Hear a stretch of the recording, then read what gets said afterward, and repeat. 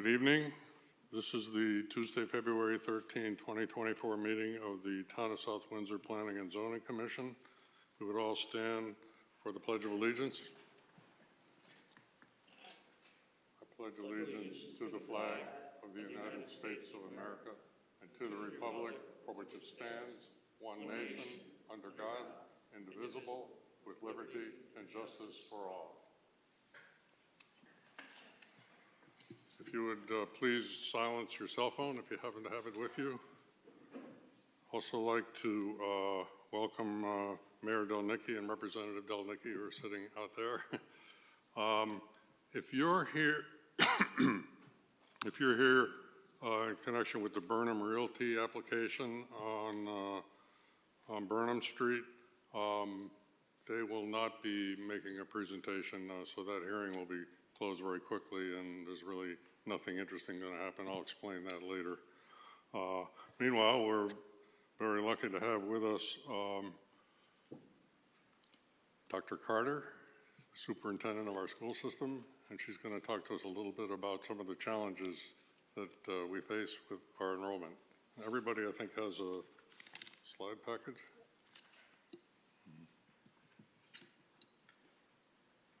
Go ahead.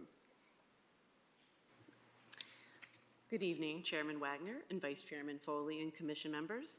Thank you for inviting me to speak tonight about the school district's enrollment growth and its fiscal impact on our town, specifically the impact on our facilities and its impact on our operating budget.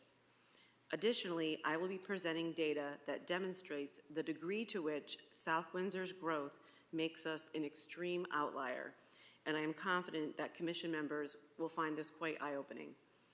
Overall, this is a really important conversation for all South Windsor residents as our growth in enrollment impacts every member of our community, including students, parents, staff, and the South Windsor taxpayer. I do want to clarify that I am not here to speak about any specific proposed housing projects. Rather, I will be speaking globally about my concerns related to enrollment. At the September 2022 Quad meeting, I shared my belief that my job is to solve problems, not complain about them. And sometimes I take that mantra so literally that I fail to give voice to the challenges we face as a district. Many of our town leaders and residents, including myself, initially described our growth as a good problem to have. Our community took pride in knowing that families were flocking to South Windsor for the schools. And I would agree that we should all be proud that South Windsor offers schools so exceptional that we are overwhelmed by the number of families wanting to be a part of our inclusive community. Yet there is another word in that phrase, a good problem to have, that I will address this evening, and that is the word problem. Tonight, I will take the opportunity to share some of the growing problems that have come with our growing enrollment, specifically the impact on school facilities and operating budgets. So with that, let's take a deeper dive into our current enrollment as well as the data that makes us truly an outlier. Dr. Carter? Yes. Can I ask you to get maybe 2 to 3 inches closer? Yes, sure. Thank you. It sounds loud to me, but maybe it is. Okay. On this slide, this is our current enrollment by school. And as of October 1, 2023, you can see our total enrollment district-wide is 5,002 students.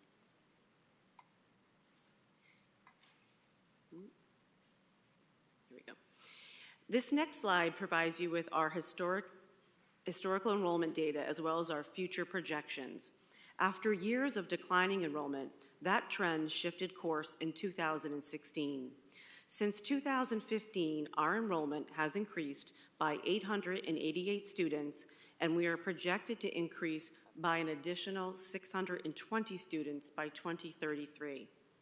This would result in an increase of 1,508 students between 2015 and 2033.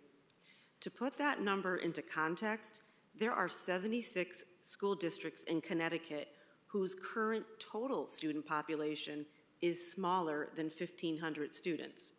In other words, just our actual and projected growth between 2015 and 2033 is bigger than the total enrollment of 76 Connecticut school districts.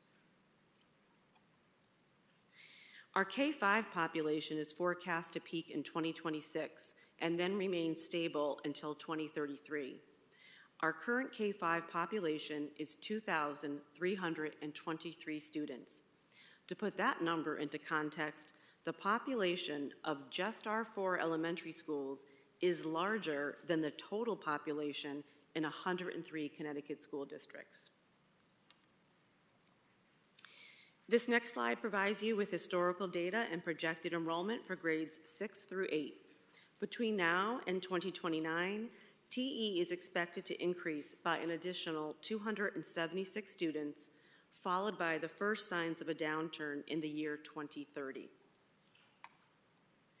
South Windsor High School will now feel the ongoing effects of our enrollment surge, which began first at our elementary schools. Over the next 10 years, South Windsor High School is projected to increase by 463 students. This next slide demonstrates that South Windsor is clearly an outlier in comparison to other Hartford area Derg B towns.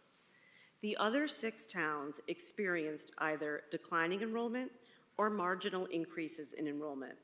South Windsor stands in stark contrast with a 21.9% increase in its K-5 population and a 14.8% increase in its K-12 population between 2017 and 2022. While the percentages shared on the previous slide, were compelling on their own, I thought translating these percentages into actual student counts might be an even clearer way of demonstrating how much of an outlier South Windsor is in comparison to the other Hartford area Derg B districts. Using a 5-year look back from 2017 to 2022, Simsbury's K-12 enrollment grew by 24 students. Farmington's K-12 enrollment grew by 42 students, and South Windsor's K-12 enrollment grew by 616 students. Yes, I said wow too when I first laid my eyes on that. The 4 other Hartford area Derg B's district declined in enrollment, ranging from a loss of 111 to 534 students during this same time period. So you might be asking, well, that's a comparison only to 6 towns. How do we compare with the entire state? Spoiler alert, South Windsor is the outlier. The map of Connecticut is color-coded to reflect statewide school enrollment trends over a 10-year period between 2012 and 2022. Visually, you can see many towns in reds, oranges, and yellows, all representing districts that declined in enrollment during this time period, including districts that declined as much as 25%. You will see a much smaller number of towns in green, representing districts that increased in enrollment over this time period up to 10%. But what should be of most interest to our community is the sole town in purple. South Windsor is the only town in the entire state that is shaded in purple, indicating that it's the only town to increase its enrollment by a percentage greater than 10%. Let's take a look at the statewide breakdown. 19 towns decreased by 25% or more, 51 towns decreased by 15 to 25%, 39 towns decreased by 10 to 15%, and 46 decreased by 10% or less, for a total of 155 out of 169 towns experiencing declining enrollment. There were 11 towns that increased up to 5%. Only 2 towns increased between 5 and 10, leaving only 13 towns out of 169 that experienced increasing enrollment under 10%. Finally, South Windsor stands alone as only 1 out of 169 towns that experienced a greater than 10% increase in enrollment. Our status as an outlier is undeniable, and it is essential that this be considered when forecasting the number of students that additional housing will generate. While there may be reliable formulas that apply to most towns, it would seem reasonable to consider that it may play out differently in South Windsor because of our unique situation. I call it the South Windsor effect. Let's take a look at an example. In 2012, the developers representing South Windsor Woods provided its projections for the number of school-aged children the new housing would generate.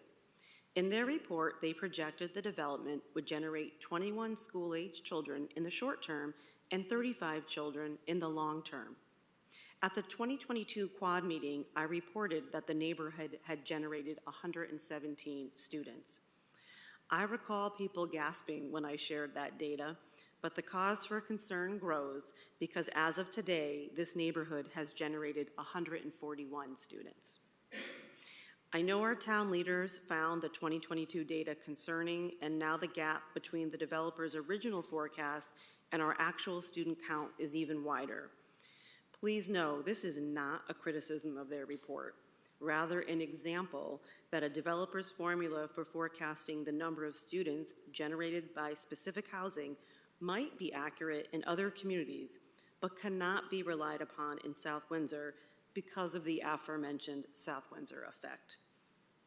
And speaking of the reliability of formulas, I know over the years this commission has received information from various developers regarding their calculation of the fiscal impact that additional housing may have on budgets. Inaccuracies regarding the fiscal impact are deeply troubling to me.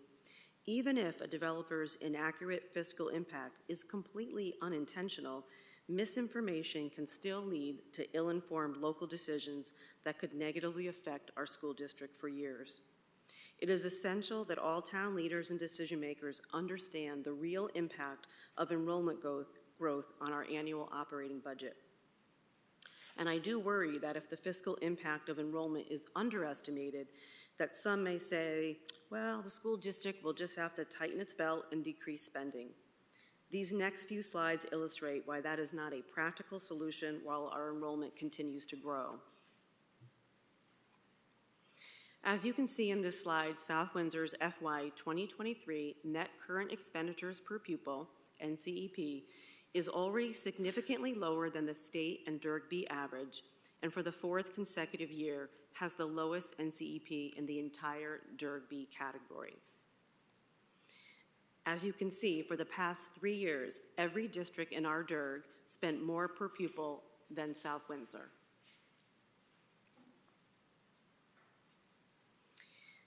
The 5-year look back of statewide analysis is even more compelling. In 2023, only 12 districts out of 166 spent less per pupil than South Windsor, with 153 districts spending more per pupil than South Windsor. Said another way, 92% of school districts spent more per pupil than South Windsor. The 153 districts that spend more per pupil than South Windsor are just too many to list on this slide, but I have listed the 12 districts that spend less per pupil.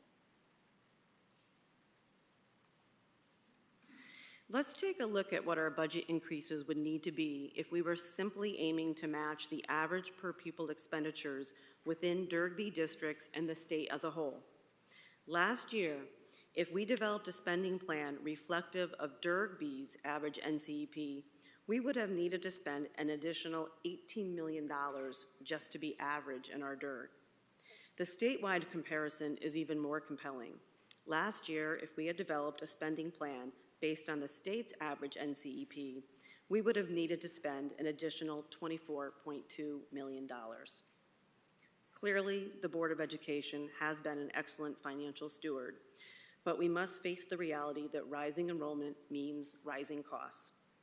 Failing to adopt budgets that keep pace with enrollment is fiscally irresponsible, as it just kicks the proverbial can down the road, and the deferred costs create spikes for future taxpayers. And it is also important to note that just covering the rising costs due to increasing enrollment will only allow us to maintain current services opposed to achieving improvements to move the district forward. As part of its plan of conservation and development, South Windsor conducted a community survey and posted the results this past August. There were several questions pertaining to our school system, and the results indicated the following. When asked why respondents moved to South Windsor, the top response was overwhelmingly the schools. The same was true when asked what makes South Windsor a great place to live, and the top response was also overwhelmingly the schools. When asked what is the greatest challenge that South Windsor will face over the next 10 years, the top response was town growth, specifically growing enrollment in our schools. I share this because it provides important context. This survey demonstrates that our community is fully aware of the challenges of increasing enrollment, and one could infer that they also understand that more students requires more resources. I think people know that despite the seriousness of the situation we have been facing, I have tried to maintain a sense of humor. In recent years, I have turned to pop culture to characterize our enrollment surge's impact on facilities through the famous line from the movie Jaws, "I think you're gonna need a bigger boat." Tonight, I have placed the Jaws references into 3 categories. You're gonna need a bigger boat, you're gonna need a bigger budget, and the question some are asking, are we gonna need another boat? So we have already done a great deal to build a bigger boat, and this next slide identifies some of the facilities work that has been done to increase our capacity at our schools. At Eli Terry, we added 2 additional classrooms during construction. We moved a district-wide special education program to the new Pleasant Valley. At Orchard Hill, we moved the entire preschool program to the middle school, and we converted a library instructional space into a classroom. At Philip R. Smith Elementary School, we added 3 additional classrooms during construction and added 2 portable classrooms after construction. We removed a wall between a reading room and a book storage to create an additional classroom. At Pleasant Valley, we added an additional classroom during construction. Timothy Edwards Middle School, we constructed 4 new classrooms within the current footprint of the building. We moved the preschool to the new Pleasant Valley. We moved the copy center to the high school. And currently, we are working on increasing the capacity of the cafeteria. And as many of you know, at South Windsor High School, we converted the former Wapping School into the high school annex. And yes, there is no avoiding the reality that we are going to need a bigger budget. On this slide is just one example to illustrate the magnitude of costs associated with increasing enrollment. As you see in this chart, just since 2015, our enrollment growth required us to increase elementary classroom teachers by 24 FTEs. The cost of 24 additional teachers is approximately just over $2 million. That is just one example of increasing costs associated with increasing enrollment. And that is just elementary classroom teachers. That does not include special education teachers, English learner teachers, art, music, library, PE, and STEM teachers. That does not include the required increased staffing in non-certified areas such as custodians, nurses, secretaries, safety officers, or paraprofessionals. And as your superintendent of schools, I am accountable for managing 95 million taxpayer dollars, and I take this responsibility extremely seriously. And part of that responsibility includes being clear and direct about the fiscal impact of increasing enrollment and the challenges it presents to our community. And we can only meet these challenges if we are clear-eyed about the necessity to adopt operating budgets that keep pace with enrollment. We must also be clear-eyed about the impact that an unplanned influx of students would have on our facilities. We simply do not have the capacity within our current infrastructure for an influx of students that have not already been contemplated by demographers. So now for the question, will we need another boat? Specifically, I have often been asked, are we going to need a 5th elementary school? The short answer is no, but with a caveat. We are essentially at maximum capacity at all of our elementary schools, but based on our current projections, we will remain stable for the foreseeable future. It will be tight, but my goal would be to avoid the significant expense of a 5th school. But if a substantial increase in new housing generated a substantial number of students that are not already contemplated in our projections, yes, we could actually need another vote. To put this fiscal impact into context, here's an example. If we were to build a small elementary school for 300 students 5 years from now, that cost could be nearly $50 million. And before anyone panics, let me restate, our K-5 school enrollments are projected to remain stable, and based on current data, I am not identifying a need for a fifth school. However, if in the near future there was a significant change in housing or any other reason that brings a large influx of students that has not been factored into our enrollment projections, we would likely need to build an additional K-5 school, not to mention expensive additions to our secondary schools. So after all of the data I have shared tonight, I hope our community understands that a failure to adopt responsible budgets that keep pace with enrollment and/or a failure to understand the current lack of capacity in our facilities would shift us from a problem to a crisis. And those of you who know me know I don't throw words like crisis around carelessly. It is simply not in my nature to exaggerate problems. But we are facing a serious situation that is manageable under current conditions, but would not be manageable if a change were to bring a significant influx of students. Finally, I want to thank all of our commission members tonight for your volunteerism and unwavering commitment to our community. We all play a role in ensuring that we have safe, healthy, right-sized schools for our students, coupled with the responsible operating budgets that will provide the requisite resources to educate the children within our schools. This concludes my presentation. Thank you, Dr. Carter. Before we go on, I neglected to say that we're seating Commissioner Willett for Commissioner Cavanero, who's not here tonight. So I think the right thing to do is to let each commissioner have some questions. Commissioner Bernstein. Thank you, Mr. Chair. Dr. Carter, first of all, I want to thank you and your team for the extraordinary job that you've done in educating my two kids. They're both deaf. They're both having extraordinary success in their lives, and that is incredibly rare. You presented to us, I want to say 3 or 4 years ago, and there was a theme that I remember coming out of that, which was historical projections were off, and we have the same situation now. And I agree with the comment you made that the people doing these are really smart people. They've presented to us on many occasions, and I have the greatest respect for them. So I guess my first question is, how do we know that the projections in this presentation are more accurate?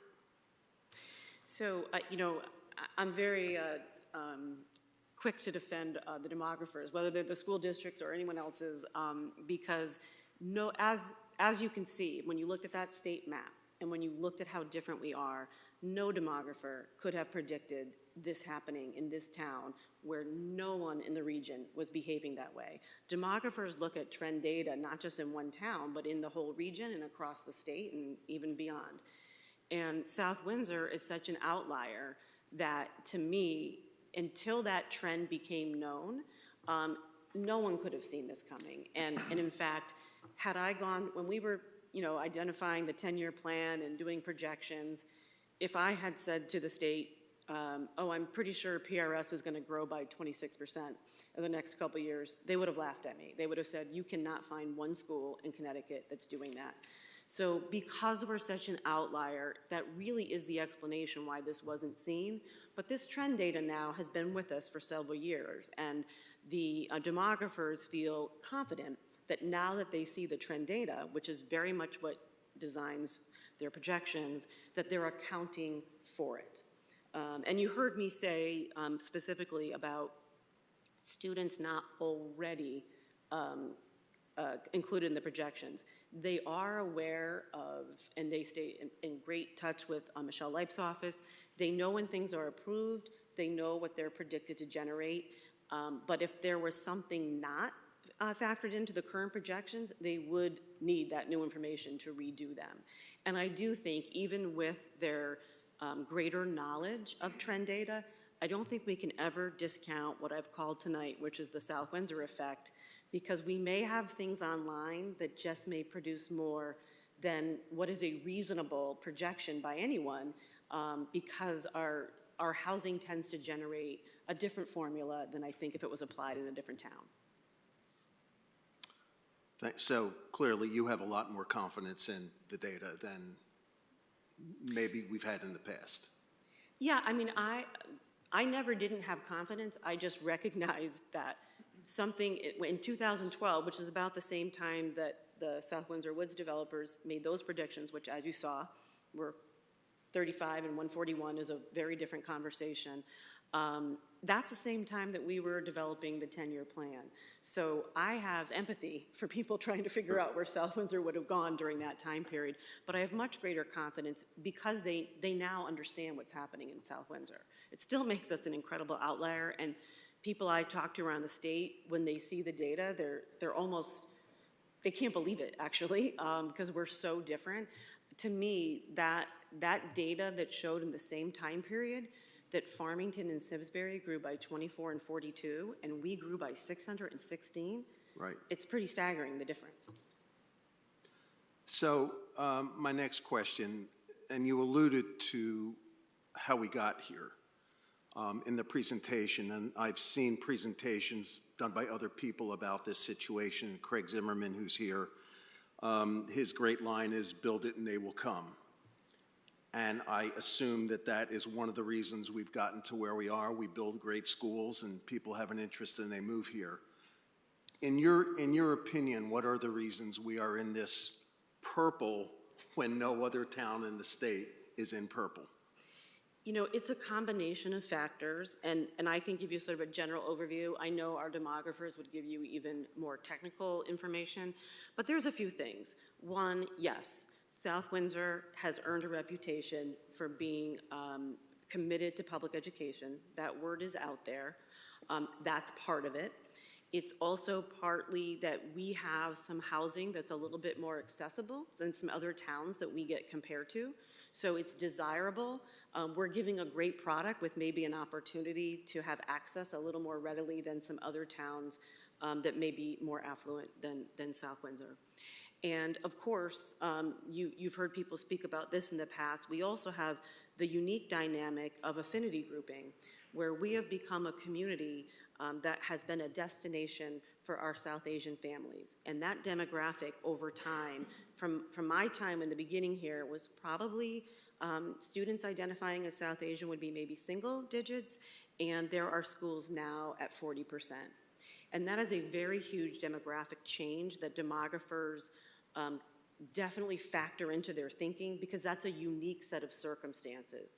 So we're becoming a community that is attracting folks to come into the community at a rate that would be different than some other communities, which is another reason why we're such an outlier. It's a multitude of factors that sort of led to this, and it's hard to say, you know, which comes first.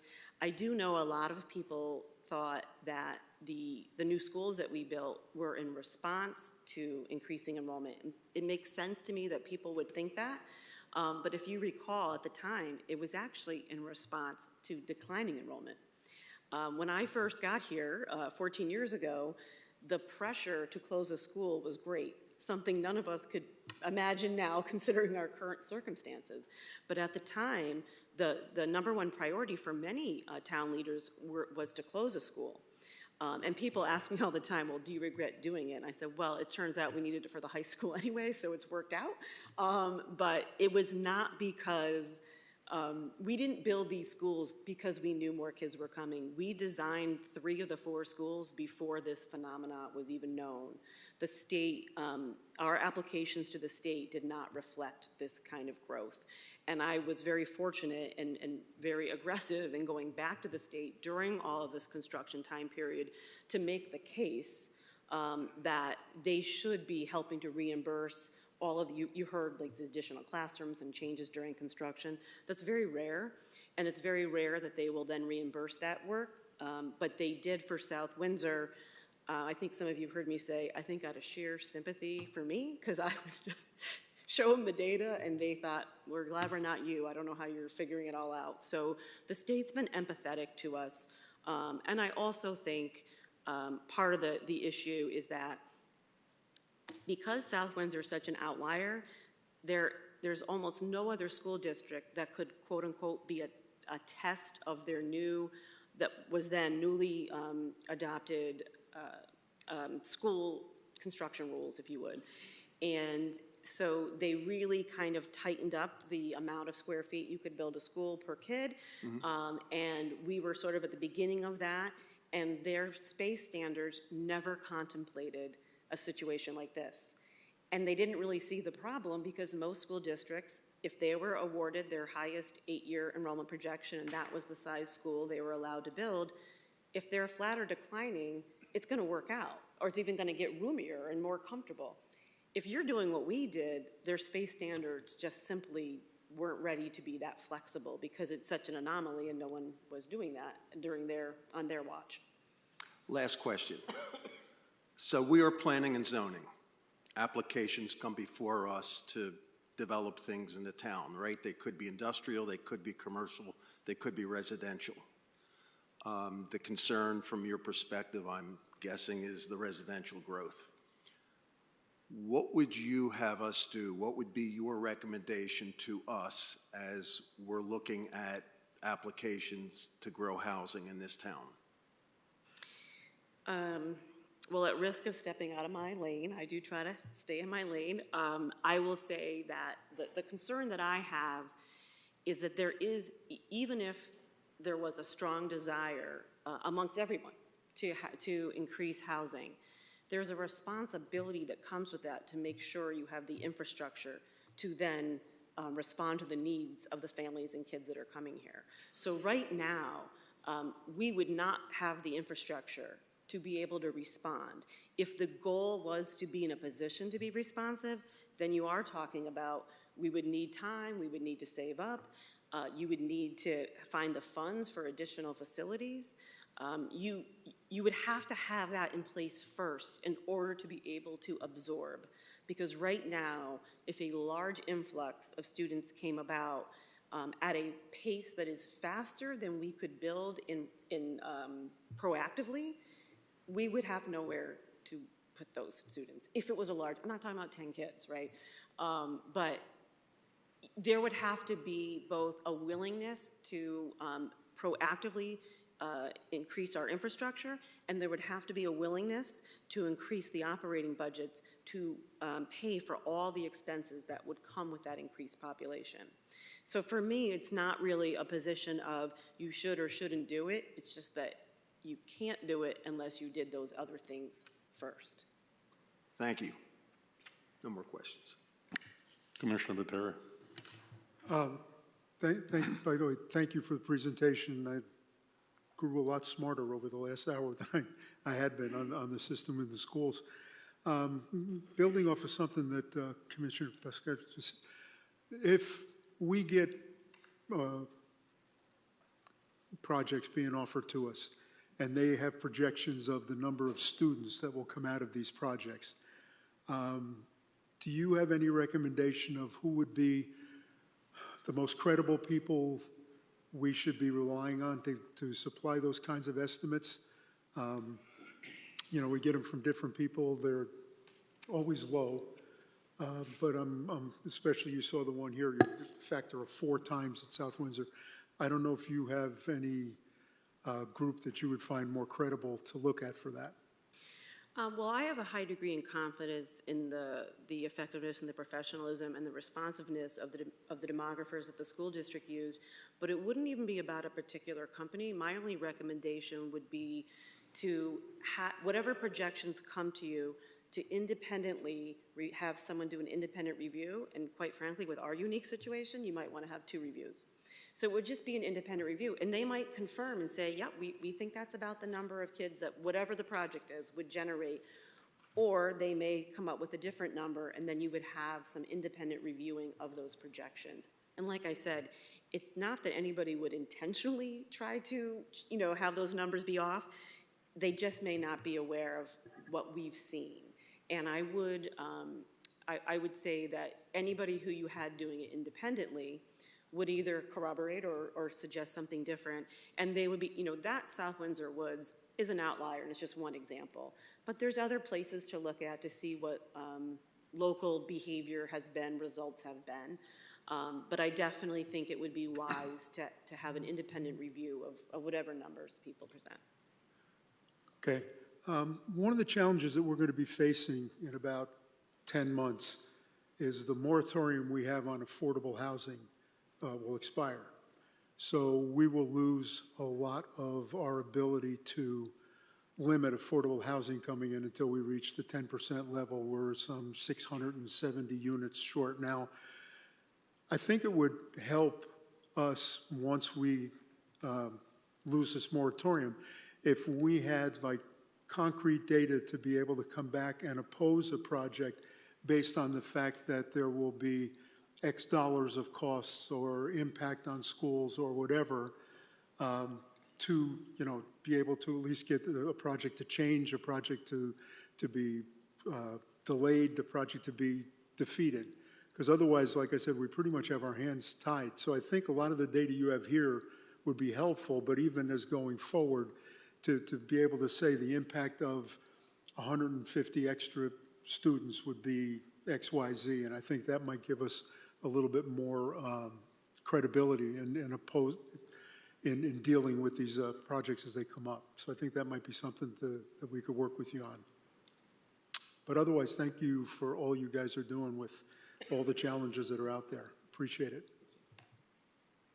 Commissioner Foley. Well, again, thank you, Dr. Carter. Paul, you pretty much asked every question that I wanted to ask, but I find it commendable that you maintain the level of education in this town. And I'm looking at the 12 other towns that spend less than us. I don't want to be part of any of those towns.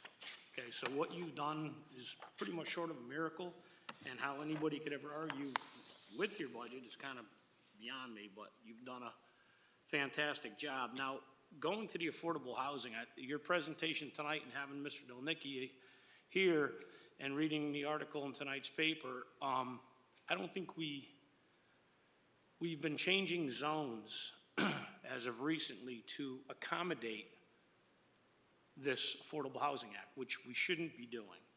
It's kind of like, to me, I think we're running scared.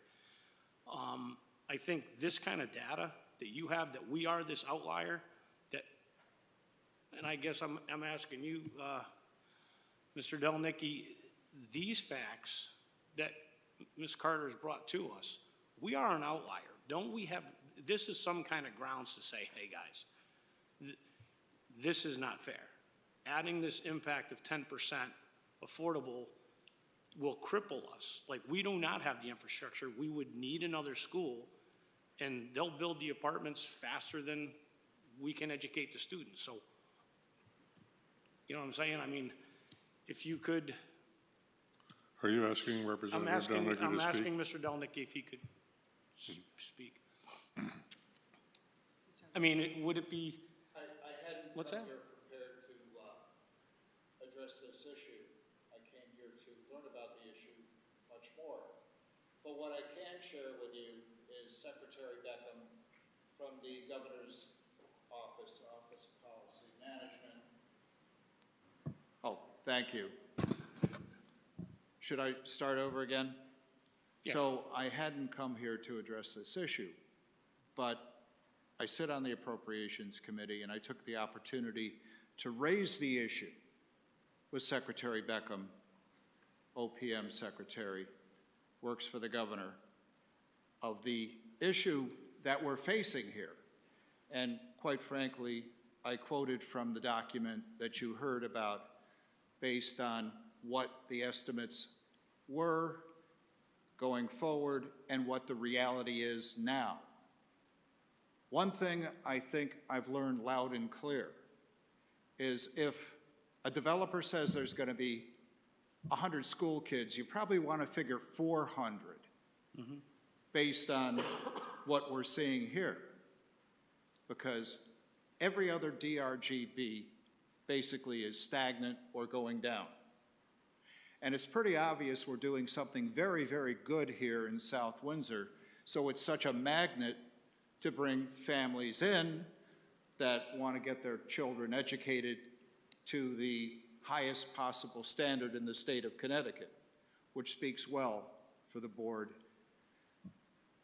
I think a case can be made, and I am going to be reaching out to the housing commissioner to actually discuss this issue and see where we can go with it. Because quite frankly, South Windsor is the only community, the only town, the only district that is seeing this to happen.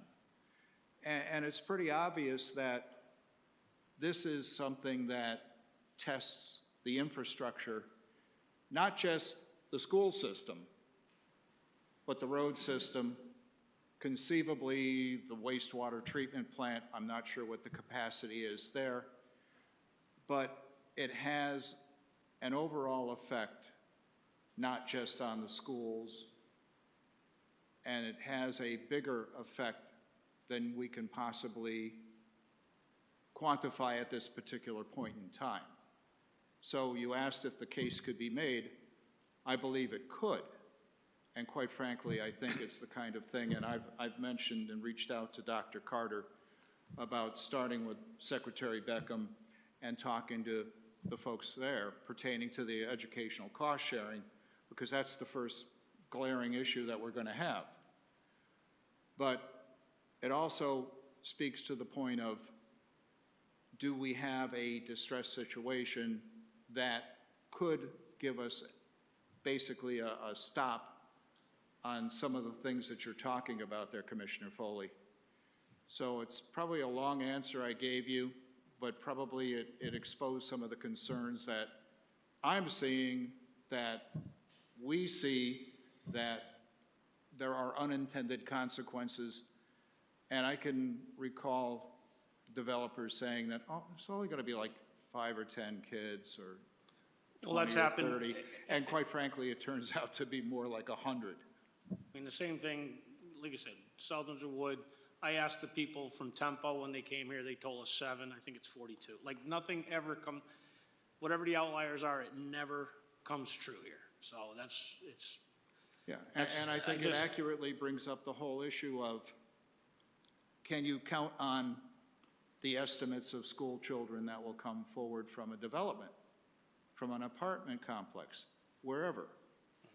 And I don't think that you really can accurately, based on the fact that there's something that's extremely attractive about the town of South Windsor that draws the families, and basically, I'm not sure that the folks that do the estimation can accurately do it. I don't know. I kind of rely on Dr. Carter for that, and you raised the red flag, Dr. Carter, pertaining to the estimates of how many school children should come from a development, from an apartment complex, et cetera. And the numbers, quite frankly, just don't match what reality is. Okay, thank you very much. And I guess my next question is, Kate, is if you are asked to attend the state capitol, or would you be willing to do this presentation to them to show you we are an outlier? We are not the norm. I am happy to be at any meeting I'm invited to. And that was my last question. Thank you. Commissioner Dexter? Again, thank you. just looking at page 4 of the presentation where it shows the whole pre-K to 12 historical and projected enrollment, to me, that's the big banana there. And it's talking about the assumptions behind the data. And I heard you mention that your demographers are fully aware of every project that gets approved, and they're factoring in their projections, not the ones we may have been given in a presentation. Okay. Having said that, once the folks, once the kids come, do we know what percentage of those folks or kids are from new housing versus turnover of existing housing? Do we have any idea? Yeah, certainly part of our growth it is cyclical. So as empty nesters are leaving their homes and they're selling to younger families with younger children, that process, has happened. And that's why you saw the surge at the elementary levels. We didn't feel it right away at the middle school, and we still haven't felt the full impact at the middle school, and we certainly haven't felt the full impact at the high school. It starts at the elementary age. That's typically when families are moving. It's harder for families to move when their children are older. Doesn't mean it doesn't happen. And the demographers, they provide much, much more detailed information, and they've presented at board meetings. You can find them online. Their presentations do talk about how many kids were new to district, how many kids came from other towns, how many kids were in district but moved from one type of housing to another type of housing. So they have all that data. And it's fascinating how much they can drill down by, housing type, by neighborhood, by school. So they definitely have that data. I know Michelle Light, works with them as well, and she could get that for you, but they do know that. Yeah, I thought they must have.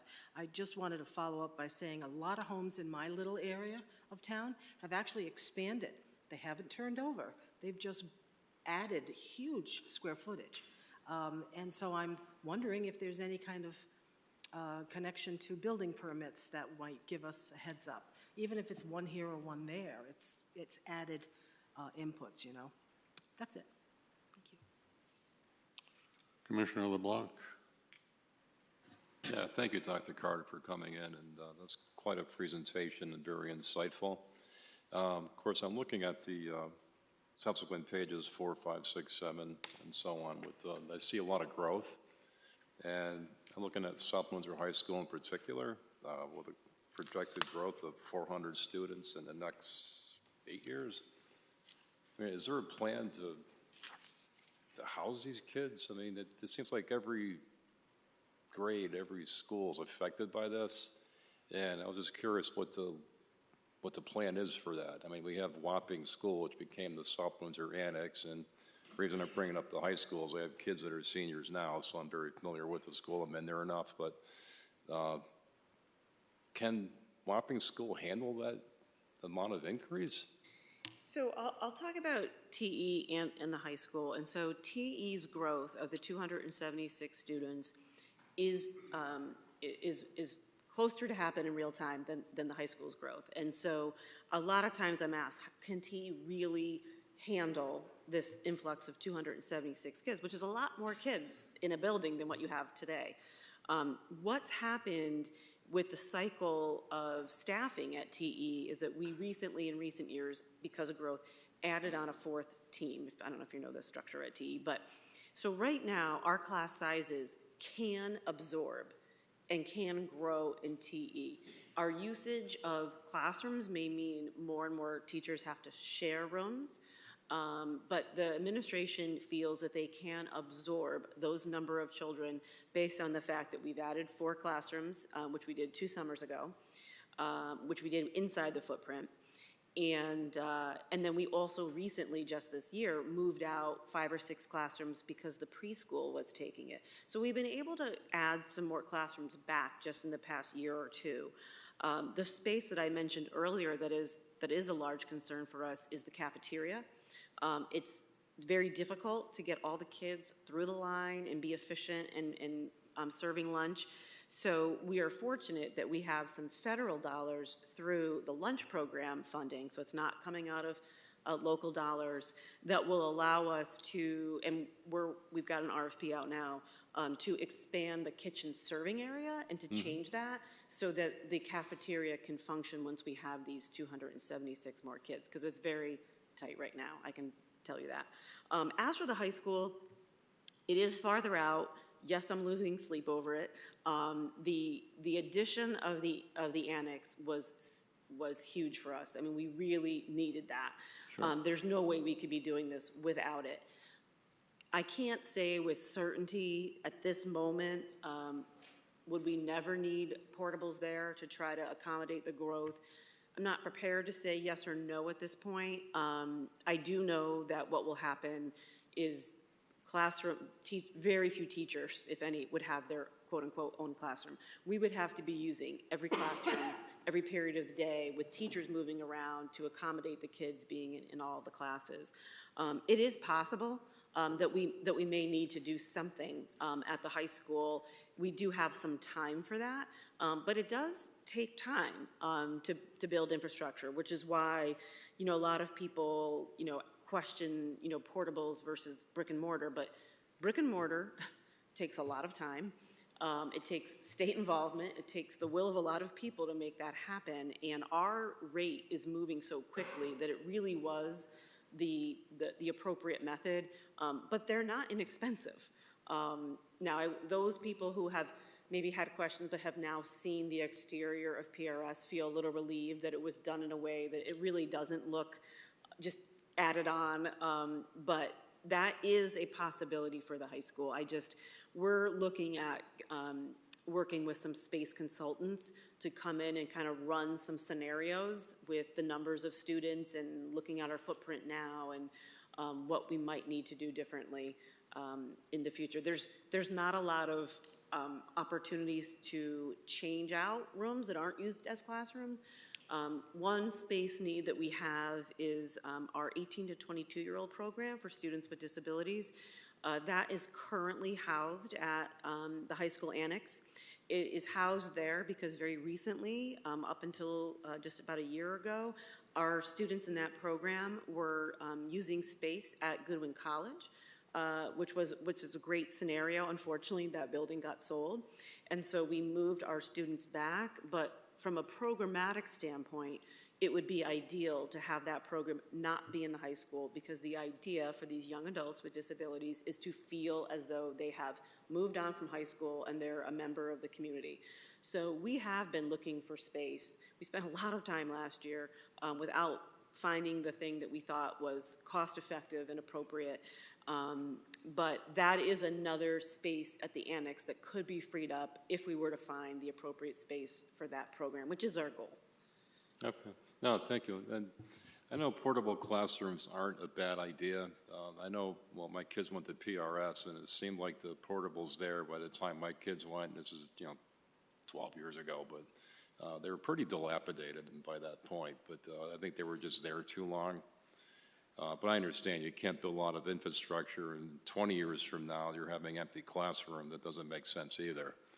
So has anyone thought about, I probably shouldn't bring this up, but the old Orchard Hill, that was a floater school for a little bit when PRS was constructed. So is that something that was considered, or? The reason we have not considered that, in part, our friends at Parks and Rec need a home right now, and two, for us, the need is not there to take on the expense that comes with a fifth school. So remember, you saw some of those salary figures. Even though you may not, maybe the classroom teachers wouldn't change, but your specials teachers changes, your special education teachers, you need principals, you need custodians. The cost of the staffing just to run another facility would not justify bringing in that school online when our problem is we need 1 or 2 more classrooms everywhere, but we don't need 35 in one spot unless something dramatic changes. But based on our current information, I don't think fiscally that would be the right move for the town, because we would be putting out a lot of money in staffing. And I think right now we're trying to be as conservative as we can in using the spaces that we have.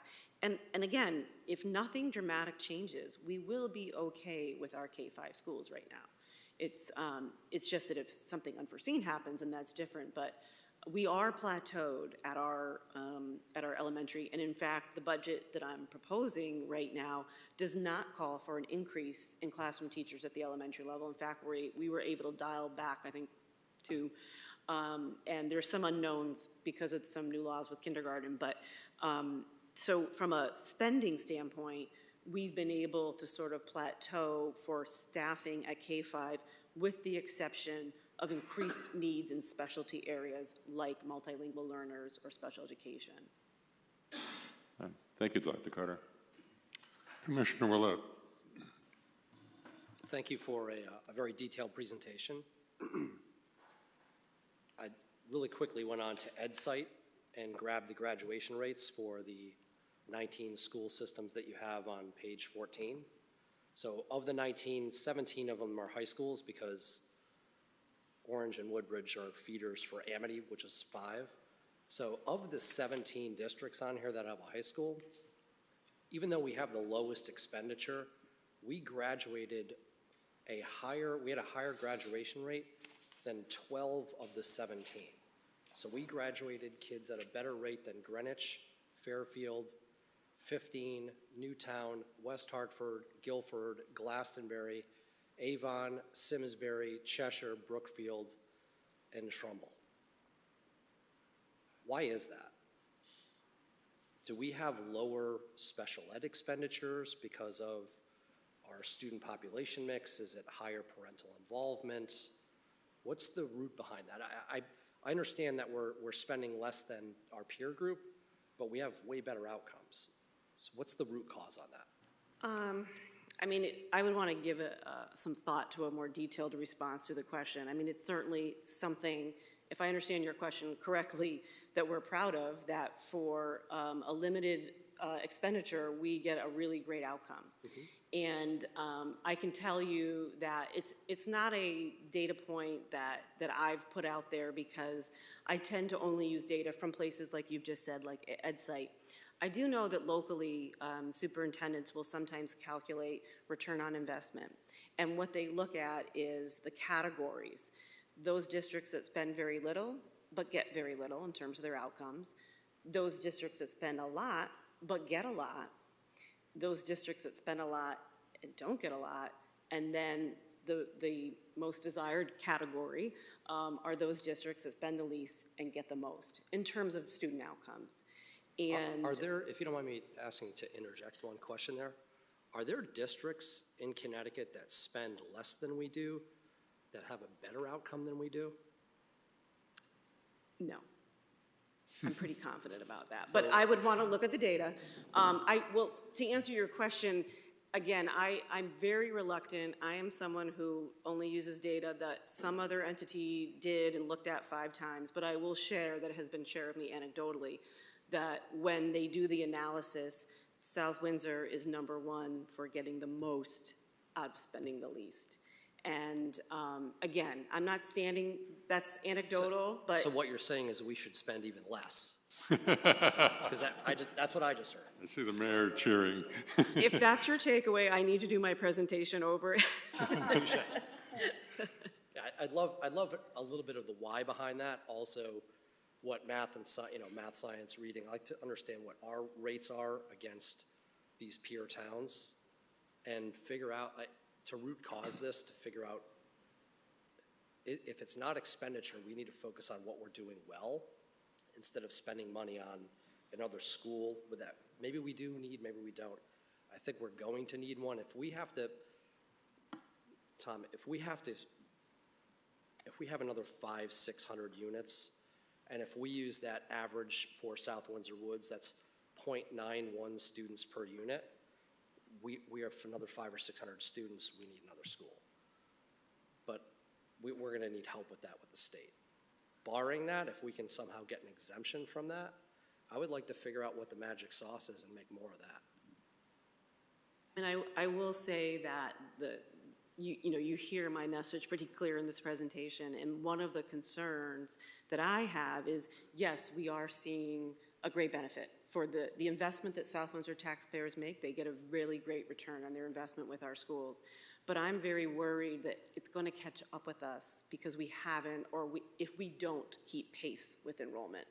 So we may be seeing great outcomes now, but eventually, if you don't adopt budgets that keep pace with enrollment, you will see our outcomes change because eventually you won't have the resources that we need for the population that we have. So, you know, I think it's more of a cautionary message to say we have to really look at where we're going and make sure we're keeping pace, because it would not be sustainable to keep decreasing spending, increasing kids, and not expect that there's going to be outcomes that will be, you know, undesirable. I agree. I just think if we can keep it at the 16,423 or find a way to keep it at a level that in whatever level we get to, whether it's 17, 18, 19, the only thing that matters is outcomes.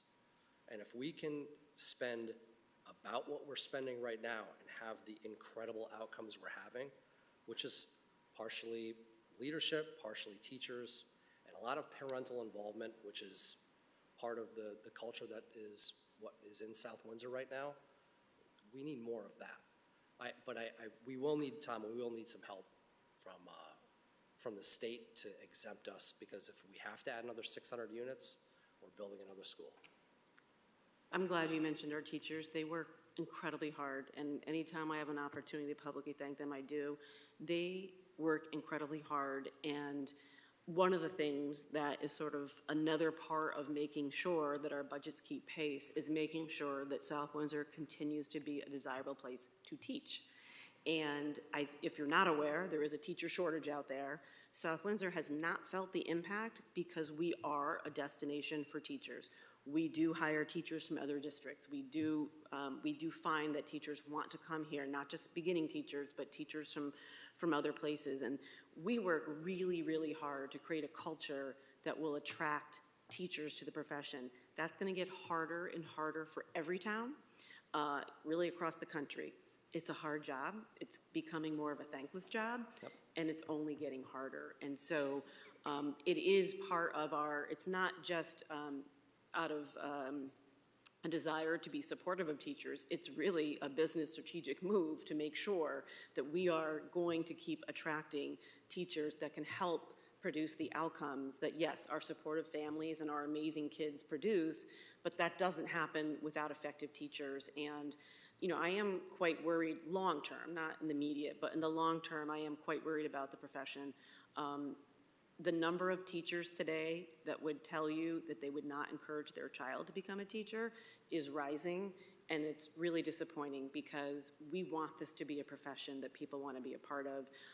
I spend a lot of my energy trying to promote the field, including training superintendents, and it's getting harder and harder for people to consider this path.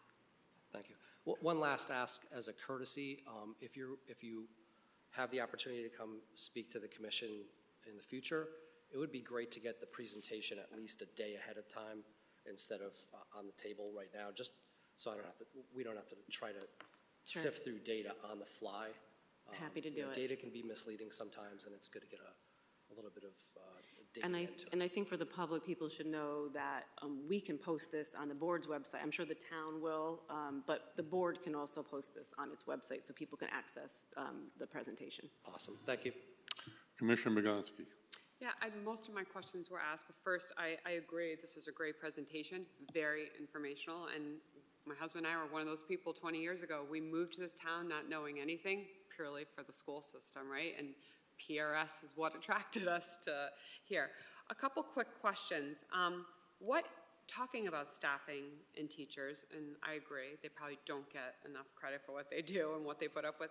What is the average class size right now in the elementary school, and how has that changed over the last few years with the increase? Let me just take a look here. I think I have that note. So the average class sizes right now will range from, say, 19.6, so we'll just call that 19 to 20, up through about 24 is the average. They can range anywhere from 17 to 25, depending on where it falls. We have policy as well as contract language that puts limits on class sizes. We have, so I believe off the top of my head, K2 or K3 is 24, and I believe 4 or 5 is 26. I will say that our class sizes, we are definitely keeping an eye on that because it speaks directly to attracting teachers. Teachers, their lives and their ability to be effective is, impacted by the number of students in a classroom. And I do think some other districts who have been declining have had the opportunity, rather than cutting their budgets, they've been reinvesting the savings from fewer staffing. In other words, maybe they allowed their class size to go down a little. And so instead of, laying off or not filling retirements, they may have taken advantage of that and reinvested to have some smaller class sizes. That's a luxury that a school district, when they're declining, can do. It's not a luxury that we would have. But I do feel our class sizes right now are manageable. They're manageable at TE. They will grow and increase as the numbers of students come, but we have the ability to absorb it.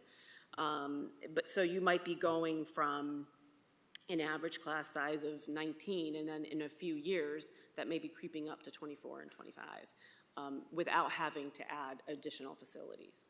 So that we're going to have to watch, because obviously, like to your point, teachers, staffing, and even the level of education you can expect. I mean, some of these schools could be pushing the limit a bit too on the size of classes. Well, my last question is, for the projected enrollment, does that take into consideration some of these approved projects that are already in the works? Yes, so our demographers work closely with the planning department, and they are aware of where there's been approved housing in whatever form it comes in, and can factor in people's best guess of what that will generate. So that is factored into these projections. Now, it doesn't factor in that there could be some thoughts around the numbers of kids that could end up being off, but they are aware, and they do work closely with the planning department. Great, thank you. All right, thank you, everybody. I do have a few questions myself. And again, thank you very much. That was very, very informative presentation.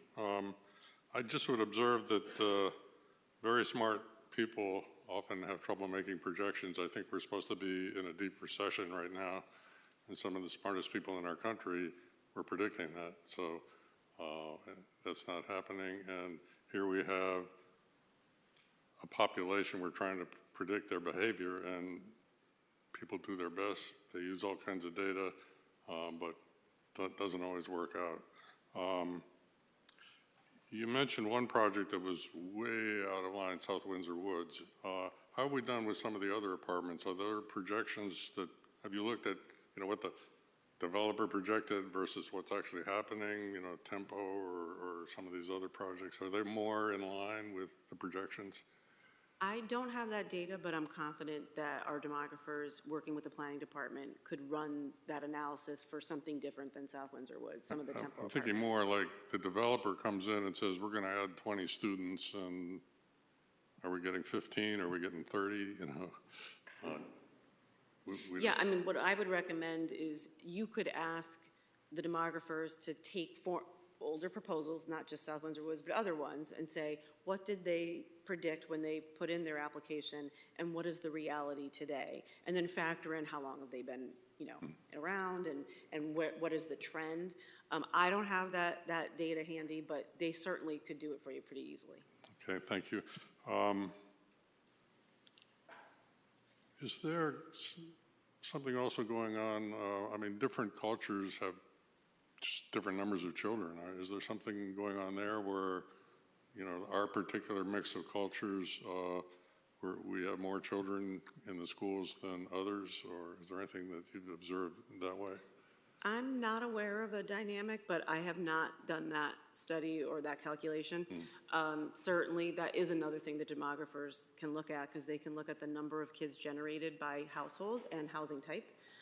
So they could also assist you with that. So you, on slide 20, you went through a number of actions that we had to take as we struggled with this, I think it's slide 20. Is there a slide 20? There is no slide 20, all right.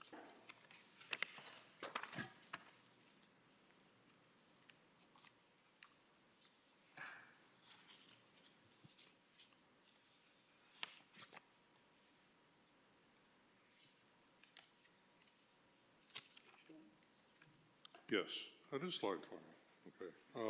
You went through a number of actions that we had to take to adjust for this surprising influx in students. Do you have any idea what those actions cost? I don't have the cost data with me, but it could be calculated. I mean, I think It's that not would be, insignificant, as you can imagine. Many of these things did come with costs.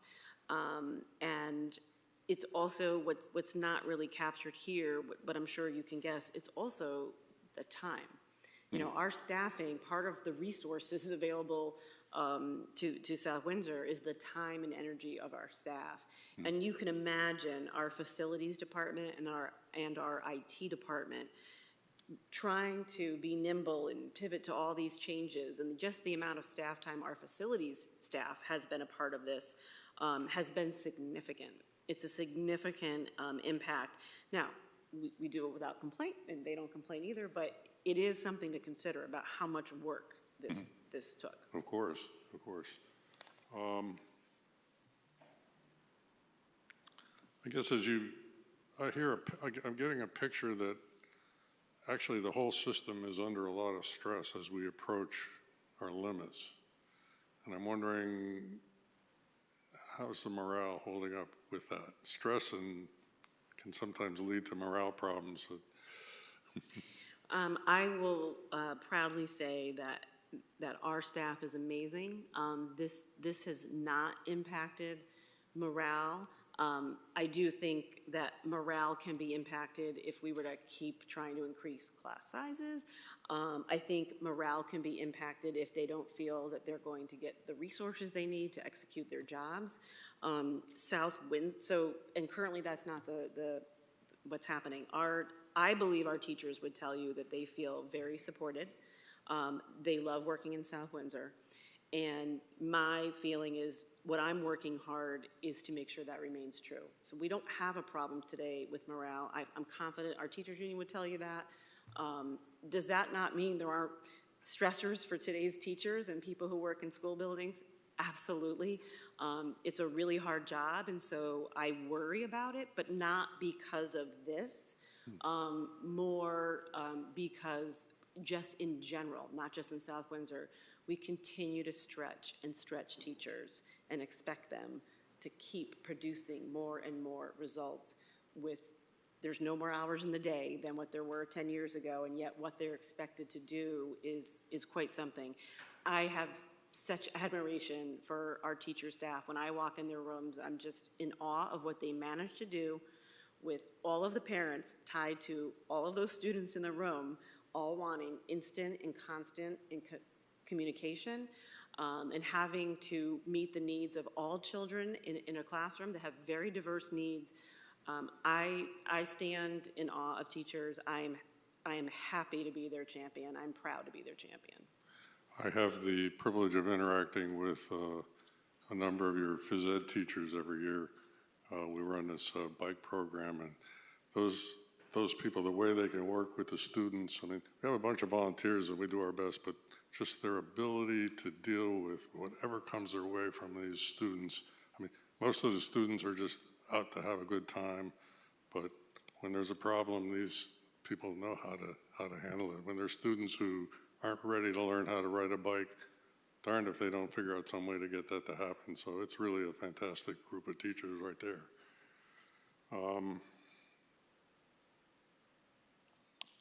I think one thing that's coming out of the discussions of 830G, I mean, we literally built 4 schools to the maximum the state would allow, and they're packed. But I mean, we did what we were allowed to do, and then you even got more from the state and allowed us to do more. So we are in a situation, I think, when it comes to a challenge from 830G, I'm inclined to say a little help from the legislature, but even if we end up in court with something, I think we have a pretty good case that we've done everything we can possibly do to accommodate affordable housing or whatever. So I'm not so worried about that particular thing as you might be in another district where they're trying to, you know, not add teachers, but not have to worry about building new schools. You know?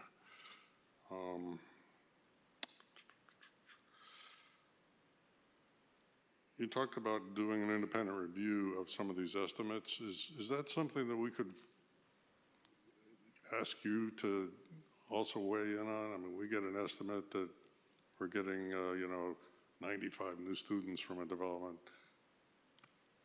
How credible is that from your perspective, that kind of, or is that something you'd like to stay out of?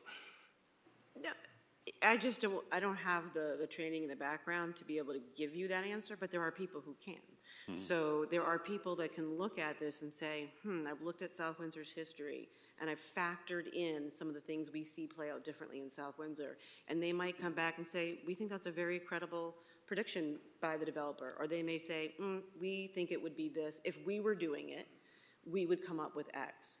And I think it would need to be someone who not only would just have to apply what they do this all day long in communities everywhere, but they would really have to become students of what I'm calling the South Windsor effect to be able to anticipate, might this play out differently? And maybe it wouldn't.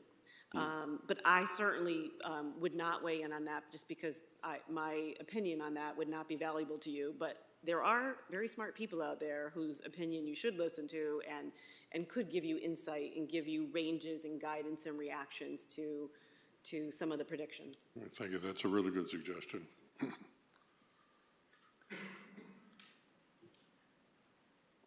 Some of my questions already got answered, so yeah, I think we also got to keep in mind that as important as graduation rate is, it's a nice, easy statistic to come by. There's a lot of other parts of the outcome of an education. I mean, I think each of us, having gone through school, have things we got out of school that had nothing to do with graduating, but had, you know, maybe we were in a music program, maybe we were athletes. So I think we've got to make sure that we're also not hurting some of these other things that I think a school ought to be able to provide. And so, you know, if we suddenly find we can't support a real good music program, that would be an issue that's just as important as a graduation rate. You know, turns out that if you want to go into engineering, you want to go into mathematics, having a background in music is really important. So these are the kind of things that I think we also have to look at, that we not impact these, you might call them secondary, but these other programs that affect students. How are the gyms impacted by this? I mean, we're enlarging the cafeteria. How's the gymnasium holding up and other athletic facilities? I think people would tell you, independent from this report, I just know there's been a long-standing I guess, desire for the high school gym is viewed by many as inadequate in terms of its size, and not related to this, but just inadequate in terms of comparisons to other high schools. And certainly this high school is slated to be well over 1,800 students, which would make us a very large high school in this state. And I know that our PE programs at TE are even impacted by the numbers of kids that we have, and there actually was a proposal in the budget that I felt I couldn't support, not because I didn't think it was a good idea, but I do try to deliver sort of the lowest responsible budget that I can, and that is one area that was trying to be addressed by one of our administrators, suggesting some staffing, increased in staffing to address the sort of the overcrowding of what happens at PE and at TE. And I will say, again, in keeping with the space standards, to maximize the return for the South Windsor taxpayer when we built these buildings. It was much to the chagrin of many people that the elementaries didn't all have what we'll call large gyms. I know people define that a little bit differently, but PV was really the only of the four where we were able to achieve, wood floor, larger size. And the reason we could do that is because the space standards, because PV is so big, it had the economy of scale to be able to produce a gym that size. In our other buildings, it would have been at an expense to try to expand them. So PV is its size is why its gym is the desired size by many in town. Mm-hmm.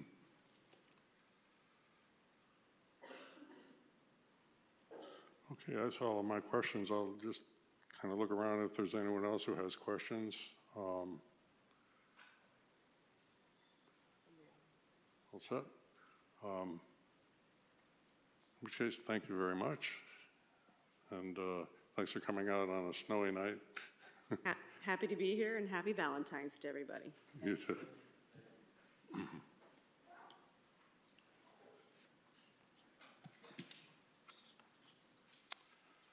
Okay, so now we're going to start our public hearings. So I'll ask the secretary to read the notice for the public hearing. Notice is hereby given that there will be a public hearing on Tuesday, February 13th, 2024 at 8 p.m., give or take, in the council chambers of the South Windsor Town Hall to consider the following. Number one, application 24-03P, Burnham Realty LLC, request for a special exception to table 4.1.1A and site plan approval for a 5,400 square foot building in phase 1 and 1,080 square foot addition in phase 2 for equipment sales and rental on property located at 396 Burnham Street, Industrial Zone.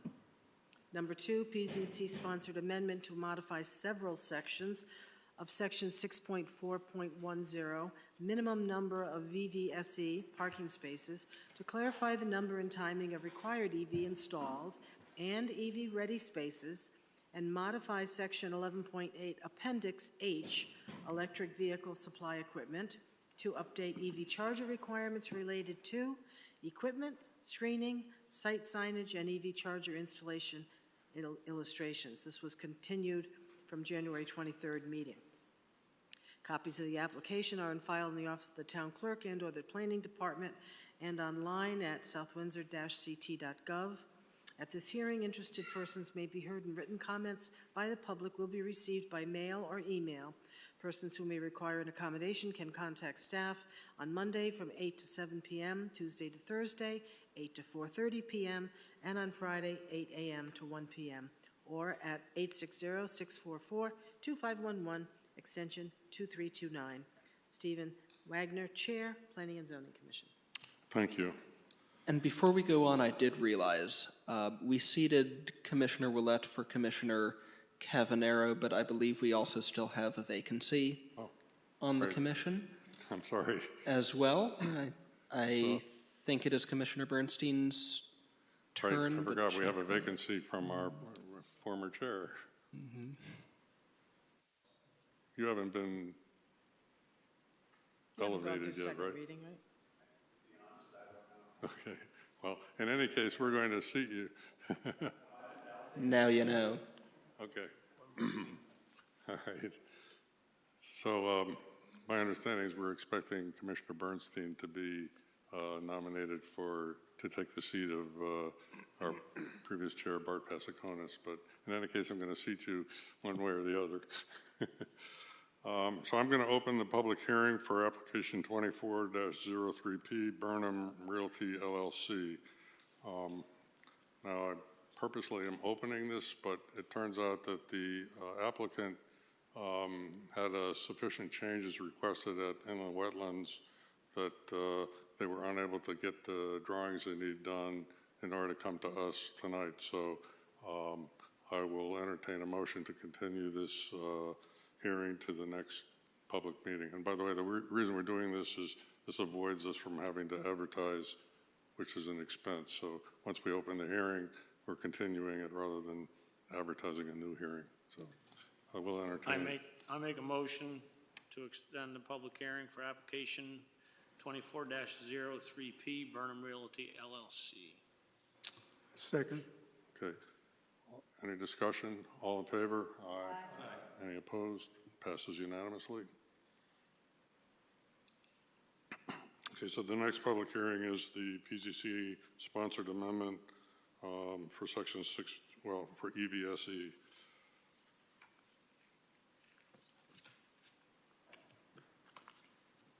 You had in your packet the new proposed version. Also in the packet was a memo from our town planner or director of planning, Michelle Leip, about some of the legislation that's happened.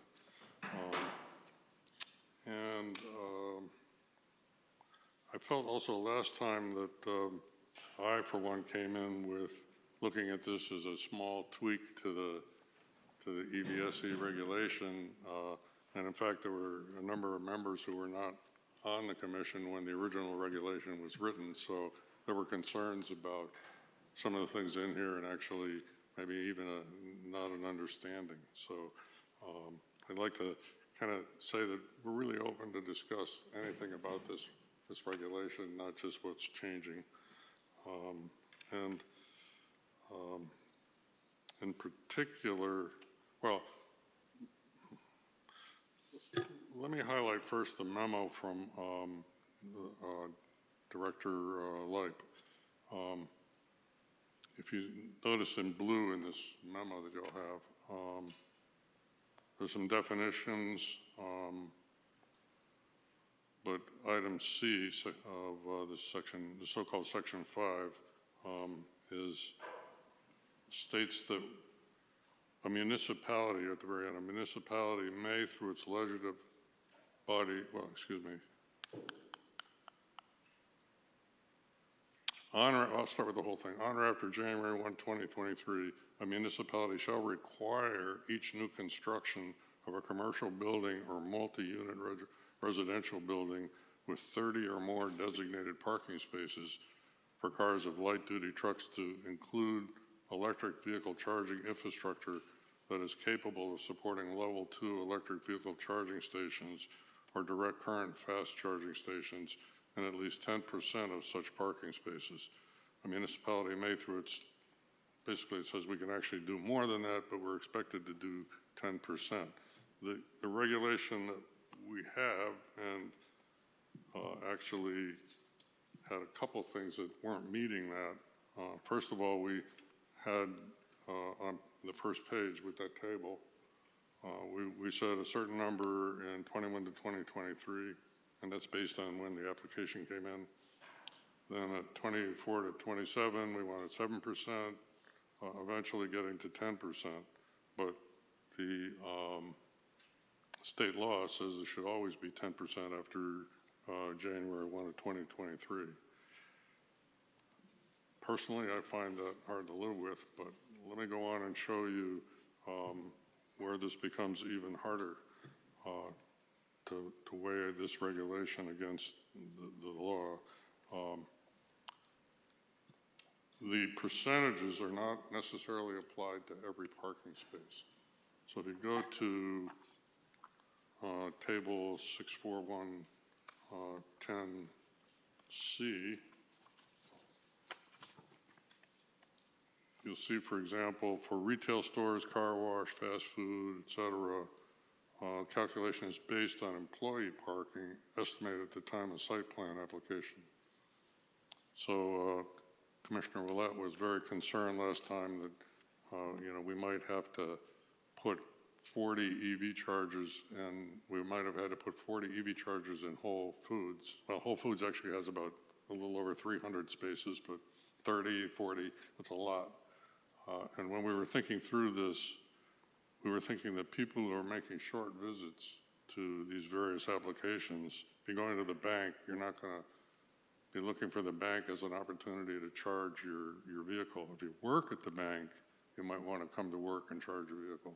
So we based this section on the number of employees that were estimated to be there.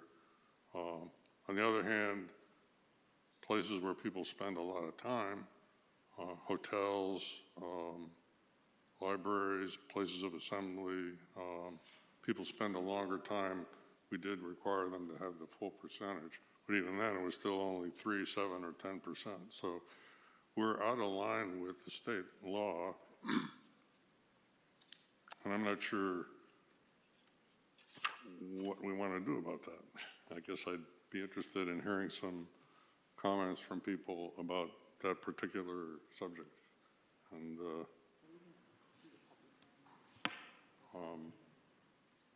yeah, actually, well, this is sort of where we are.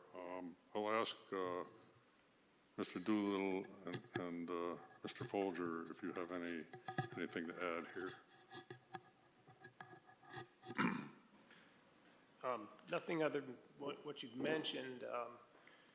Michelle had mentioned to me to just comment that we probably should at least adhere to whatever the state minimum requirement is on that.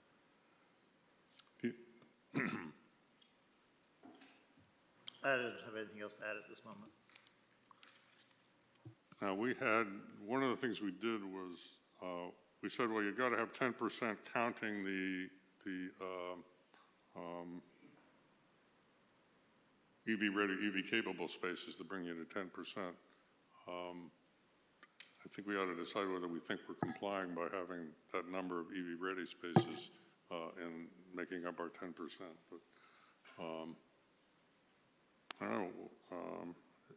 It would be basically a fairly substantial rewrite of what we have here. I don't think we could do that tonight, but I guess I'll hear from people if they have any thoughts about, do we have to do this? Do we want to do this?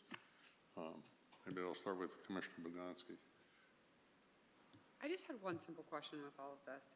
Have we thought about what the impact is with our fire departments? Like, what happens if there's a fire with an electric vehicle or one of these charging stations? Do we have the equipment currently? I'm not familiar with the charging stations catching fire being any worse than any other electronics. I do know that, at least I've heard in speaking to firefighters, that if one of these cars catches fire, they just let it burn,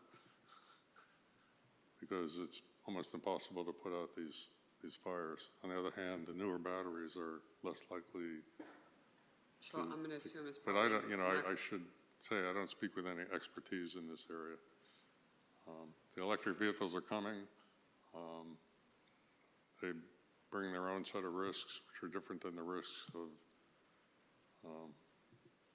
other things. So.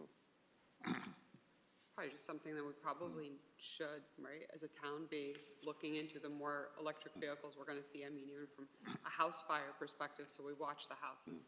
The vehicles burn. Does that mean we're going to watch the house burn? And I guess from an environmental standpoint, how does that, and like, how do we prepare to kind of mitigate? Because I hear what you're saying, and I agree. Electric vehicles are definitely the wave of the future, but how do we start to prepare for that? Yeah, let me just take a pause here, because I sort of started in just to kind of set the tone, but we normally ask members of the public to speak at this point, and I should have done that. This is a little weird, this public hearing, so I apologize, but are there any members of the public who would like to speak on this in any way? Sir? What? This is not general public input. Oh, I skipped. What, I'm not following my... Yeah, we're not there to public input. Okay. We're in the public hearing, yes. But not public participation. Not public participation, yeah. Later, that's later. Yeah, that's later. Okay. Yes, it's a filing. Commissioner Willett? So I'll finish it with a thought that I think is going to require us to have further discussion. But if I look at, let's just take Whole Foods. 300 spaces, 10%, 30 spaces. The average, I spent a bit of time researching all of this. So a level 2 charger costs on average $43,000 per unit to install. The unit itself is under 10 grand, but it's bringing the rest of the infrastructure in, bigger power pipe, transformer, everything else for AC chargers. DC, the cheapest one to install is Tesla Supercharger. That's about $100,000. 40-something thousand of that is the actual box that with the cable that hangs out of it.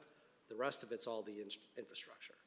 Electrify America, total all in is about $250,000 per space. Just average that out, it's $180,000. So if I look at the incremental cost that puts on Whole Foods as an example, 30 spaces times 180 grand is what, $6 million? I'm off the top of my head, probably bad with that, but pretty close. That cost will be passed on to everybody sitting in this room and everybody that shops there. Mm-hmm. If we're gonna force that mandate on apartments, that cost has to be passed along. This is an unfunded mandate. The state is not giving us any money to satisfy this. The people that are gonna end up paying for this are in our community. And I would state that the majority of EV owners in this town are not gonna charge them at a public charging station. If you have a Tesla with unlimited charging forever, yes, you're gonna go to the supercharger over there. Otherwise, you're not gonna waste your time because of availability and the speed of charging. So this mandate is not necessarily going to, it's a feel-good gesture from the state to mandate us to do this. But if you just look at the articles from the last couple of weeks here, and it really has been from about January 1 to now. So every EV maker is cutting production of EVs because demand is down. Ford has cut their EV production in half beginning in December, and they lost $1.3 billion last quarter on EVs. Ford has even stopped a $12 billion investment into new EV plants. General Motors has delayed production of upcoming EV models and scrapped a $5 billion partnership with Honda. Honda is ending development of an affordable EV. Mercedes-Benz has cut production because they can't sell their EVs, and their CEO says the EV market is brutal and unsustainable. That's a quote from him.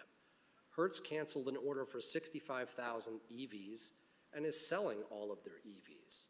60, which is a global car rental chain, has selling all of their EVs globally and buying 250,000 internal combustion engine cars from Stellantis. Tesla is scrapping their multi-billion-dollar Mexico plant after just announcing it in March of 2023. VW, Audi, and Porsche, Volkswagen Audi Group, has cut back EV production globally across all brands because of a demand collapse. Consumers are the ones who are causing the collapse because people like me who tried them don't like the range, which never meets what it was advertised, don't like waiting for chargers, don't like finding chargers that don't work, have poor throughput, you can't get them to charge in the winter because it's cold. Mandating this is essentially a hidden tax on everybody in South Windsor. And my question to us, to the commission and to the town is, are we willing to stand up to the state to fight what is an unfunded mandate? Just like 830G, all the CT 169 group, there are 7 or 8 towns that are fighting this. We have to make a decision on when we're gonna stand up for ourselves instead of being bullied by the state of Connecticut. I personally think we should stand against this. It's not serving the needs of our community. To go back to a point about people from South Windsor not charging their cars at public charging stations, what South Windsor will end up being is a charging destination for people who simply want to get off of 84 because their car can't go from New York City to Boston on a single charge. So they're gonna get off the highway. Yeah, that may be good for restaurants or some retailers, but they're not necessarily helping South Windsor. All they're doing is adding to congestion and traffic and turning this into a metropolis that none of us want this to be.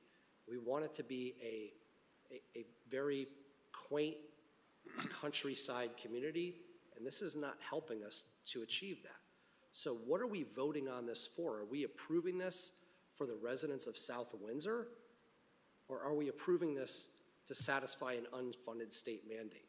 I would suggest nobody in South Windsor benefits from this if we have to mandate 10% for all new developments. So I So would what would you suggest recommend we do instead?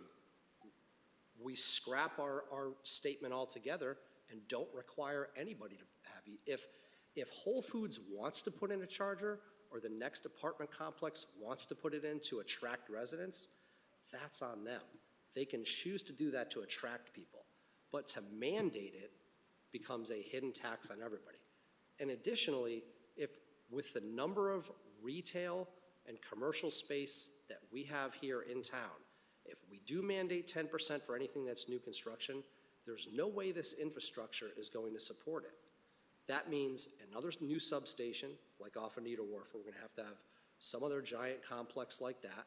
And guess who that cost gets passed on to? All of us as ratepayers. Okay? Mike?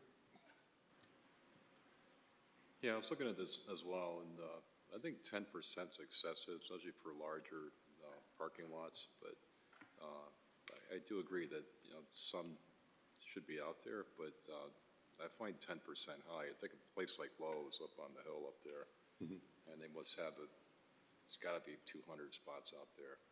So 20 charging stations, that's a lot. I mean, you have Tesla right down the hill, right across the street in front of Joann's, which I think is probably, 10 spots that you can charge a car, but I'm all for supporting infrastructure, but when you have all these businesses and 10% of it's car charging, that's a lot.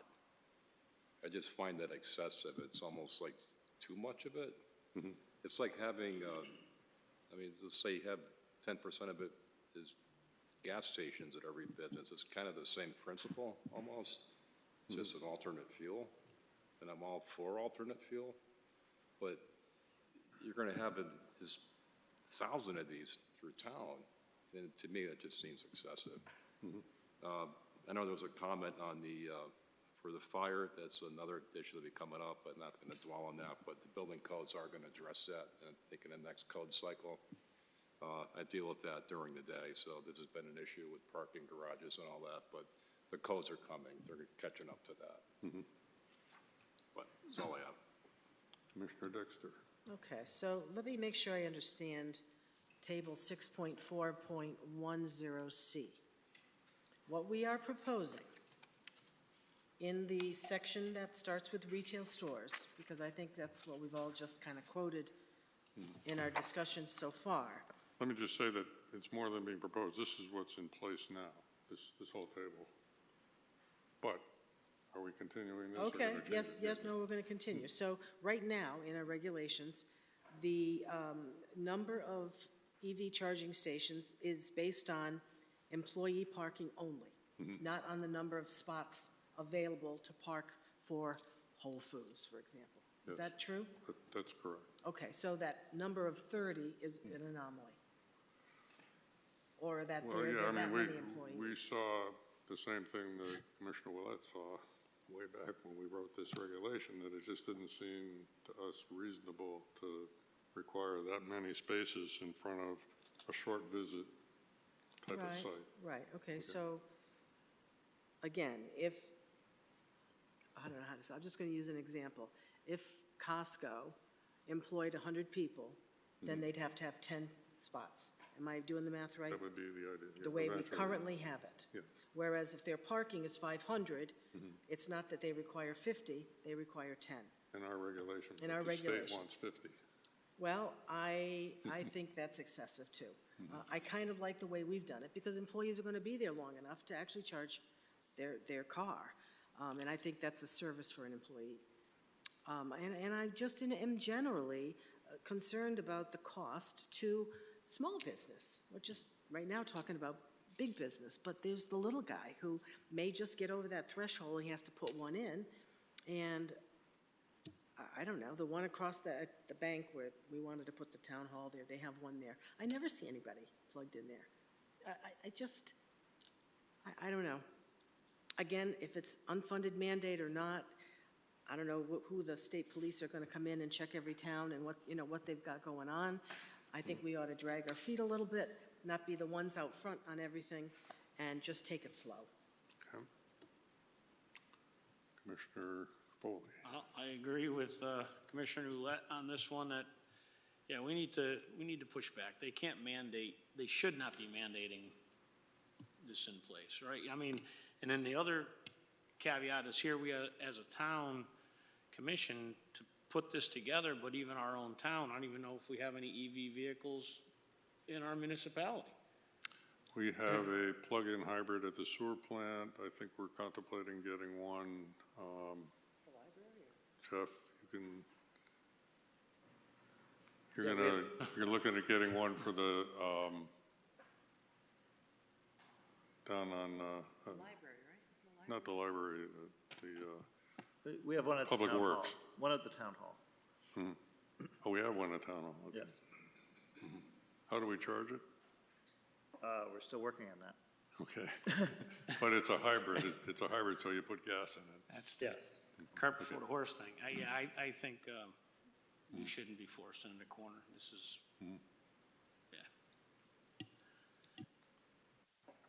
Commissioner Viteri? No, I pretty much agree with all the commissioners' comments, and I'm pointing out to Kevin, I think for retail stores like the way we have it, it makes sense for 10% of the employees to be covered with it. I mean, that makes some kind of sense. If I'm coming in to go buy a dozen eggs and everything, you shouldn't have to supply me with a charging station for my non-existent electric car. That I know. I mean, that just doesn't make any sense. That, like you said, costs are ridiculous. It's just makes no sense. We would have to supply the power to be able to run all these things. I think we stand with what we got. It just doesn't make any sense to go the other way. Commissioner Bernstein? Yeah, I think I'm going to make this unanimous. So like Commissioner Ouellette, I wanted to understand the trends in the marketplace. So I did some Google searches, and these are just some headlines from the last month. Boston Globe, broken chargers, frozen cars, the EV market is getting crushed. Fortune, Toyota's chairman doubles down on the electric car skepticism, forecasting that EV adoption will peak at just 30%. Daily Mail, which is London. EV shock, head of world's #1 automaker Toyota says battery EVs will never account for more than 3 in 10. Wall Street Journal, how electric vehicles are losing momentum with U.S. buyers and charts. And then in the last couple of weeks, we had one in the paper, in our paper, State has created an electric vehicle mess, which talks about how we will not, as a state, we will not be able to generate the power needed to drive these these EV stations. The other thing I know, so you have all electric vehicles, you have hybrids, right? And then you have plug-in hybrids, which to me are really interesting because you can toggle back and forth between gas and electric. So we don't know which of those variations is going to be the most adopted. Tesla already has established some market share, although I believe they've recently had a pretty large recall. So I kind of conclude that 10% seems overly ambitious, maybe even outrageous, and I can see a scenario where we would require a business owner to incur the cost of this, doing this, and he comes back and, you know, he sues because it was unnecessary cost. Now, how all that works with the state requirement, I don't know. I don't know what quote-unquote standing up to the state really means. But for this town, it just doesn't seem, at least at this point in time, like the way to go in terms of the build-out. Let me, and then, so, I mean, I'm having the same reaction about making everything 10% from the get-go, which means basically, we say to the state, you know, we'll get around to it when it's necessary. Okay. I do think in particular, multifamily housing, in fact, I've heard, and I don't know how many times I've heard it, but it's actually desirable to the developer to provide this as an attraction for people who happen to have electric vehicles. So being one who has an electric vehicle, if I were to move into an apartment development that didn't provide that service, I would probably look elsewhere. That's one area. These other businesses, hotels, I think definitely could use it. I mean, maybe some of these businesses that we're requiring the full, 3, 7, and 10%, maybe we don't want even all them to be in that list. But I think we're hearing that we don't, as a commission, we don't want to go ahead and adopt what the state is asking us to do. So then it gets down to, well, what do we do with this? And Commissioner Willett has spoken in one direction. I guess I'll see if there are any other ideas. Do we make the few changes we've got here, which are basically clarifications, or do we keep it as is and relook at it in a year, Steve? Yeah. I don't know.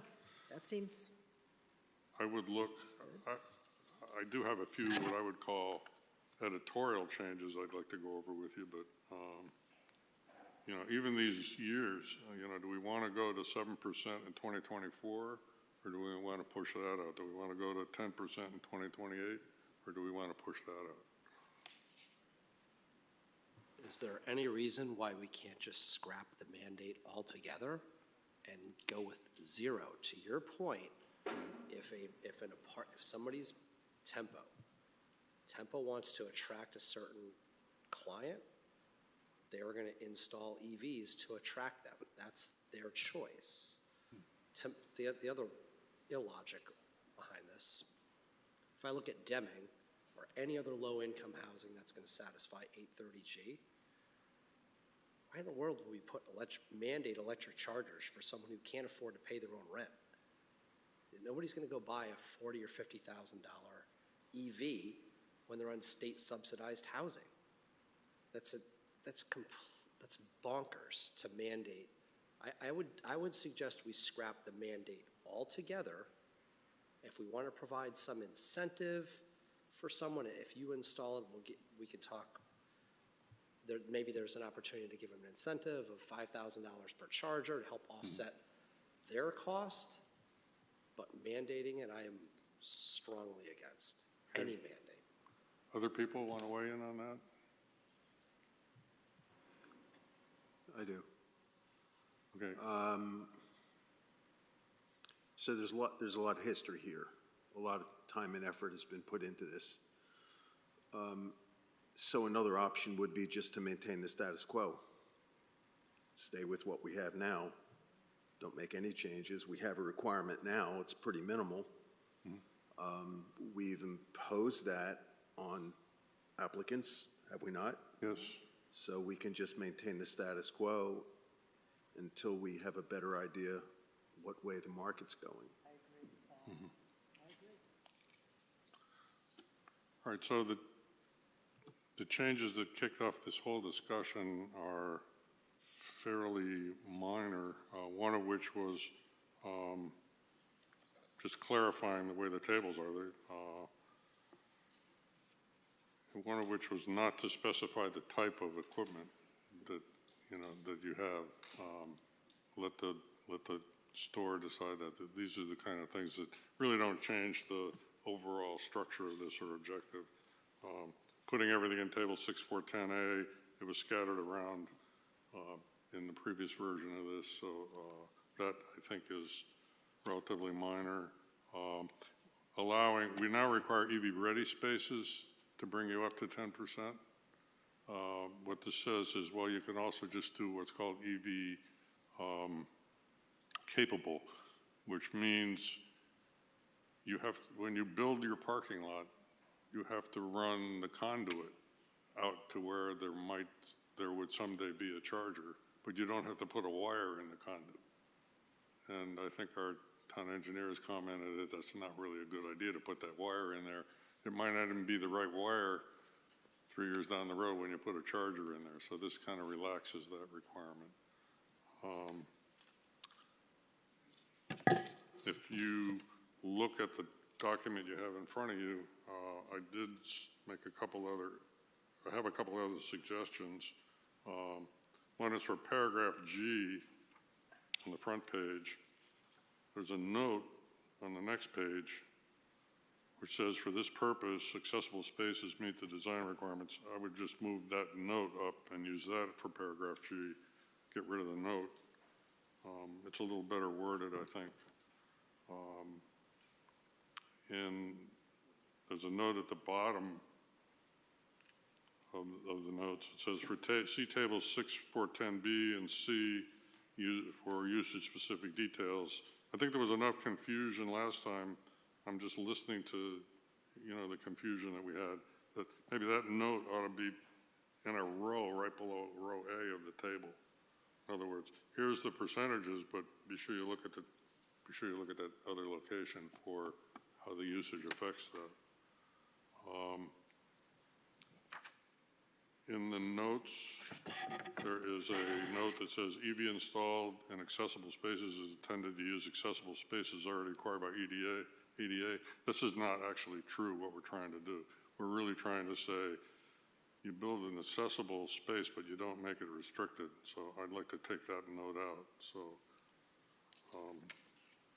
those are the changes that I would make in the document you have in front of you.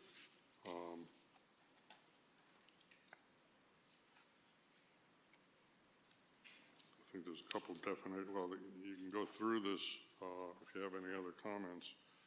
We had a picture of the kind of signs for reserved parking.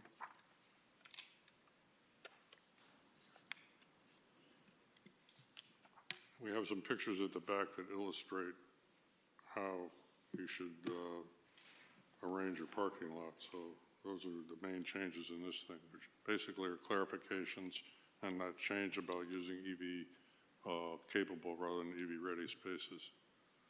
So I don't know if anybody has any comments regarding the changes that are in here that basically maintain status quo.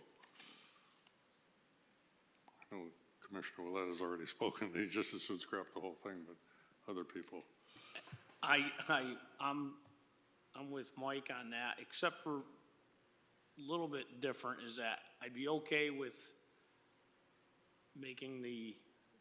putting all the infrastructure, the conduit in place, but not mandating even 2 or whatever, no limits, but have it so if someday the infrastructure does come in and this thing does come to fruition, that we have places that are ready on new construction. But as far as any other facility that they're grandfathered, if they don't want to do it, they don't have to do it. But the infrastructure on a new site, yeah, put the conduits in, and that's it. And the charging panel space, or the electrical panel space. Yeah, because of on-site rainwater storage and capture requirements, I don't know if you could rip the parking lot up after. Say again? So with parking lot on-site rain runoff storage requirements, so the water, am I correct on this? The water storage for parking lots above a certain size, rainwater cannot be sent into a storm drain which goes out to a river. It has to be captured and stored under the parking lot with the large arch PVC things. No, it has to be treated. It doesn't have to be stored on site. But so the infrastructure under the parking lot, though, is significant. It's not just dirt. You have the arched PVCs, and you have all the gravel and everything underneath there. Not necessarily under every parking lot, depends on the site. A lot of sites have detention basins. Okay. But if you had a parking lot that had that requirement to go back in and put conduit in after for EV charging, would that be more problematic? It would be if you had that. It's going to be expensive no matter what the parking lot has under it. Okay. Yeah, then that makes sense to have at least the conduit run.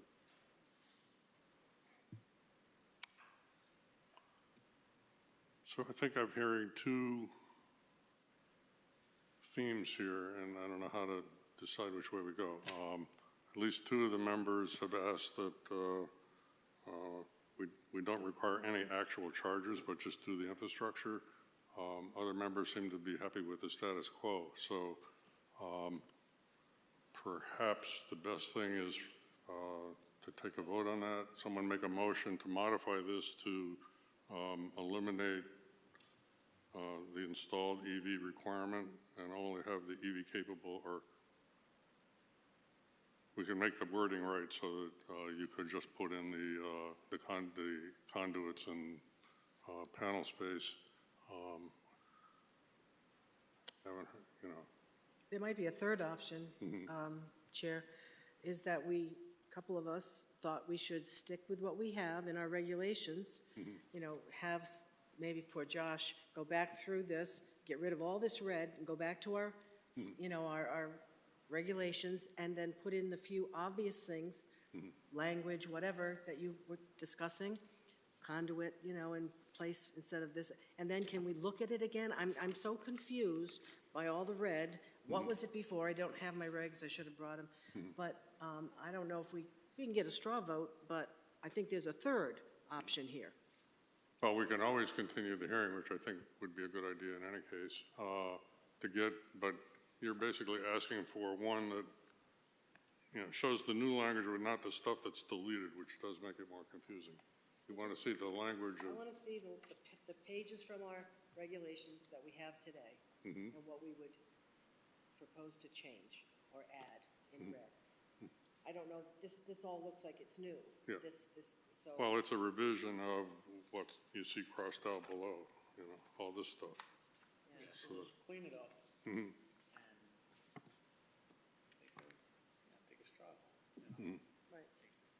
So how many of us, just, again, this is informal, but I'm just curious, how many of us want to just scrap the requirement for any installed spaces, and how many are happy with basically keeping? So who'd like to scrap the installed spaces? I know Commissioner Willett, Commissioner Foley, okay. And the other people want to basically maintain the status quo in terms of requirements, but you also want to see a cleaner. Okay. All right. Yeah.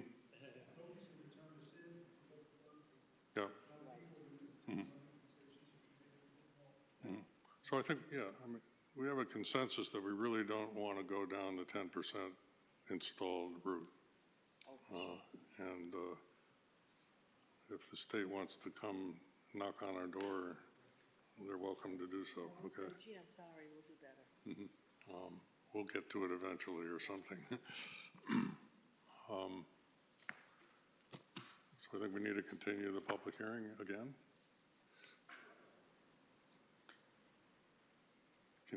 We need a motion to continue the public hearing, right? We can't close it, or we shouldn't. Or do you want to, yeah, I think we need to see the words that we're ending up with. Yeah, I make a motion that we continue the public hearing on the EV charger issue. Second. All in favor? Aye. Okay. It'll be continued. I didn't see any opposition, so. All right, moving on the agenda. Let's see, where did I do with my agenda? So now we're ready for, is it public participation now? Minutes. Oh, minutes, yeah, minutes. Can we do the minutes by consensus? Yes. Any changes? Anybody found? I didn't find any when I read through. All right. Okay, the minutes are adopted. The two sets of minutes.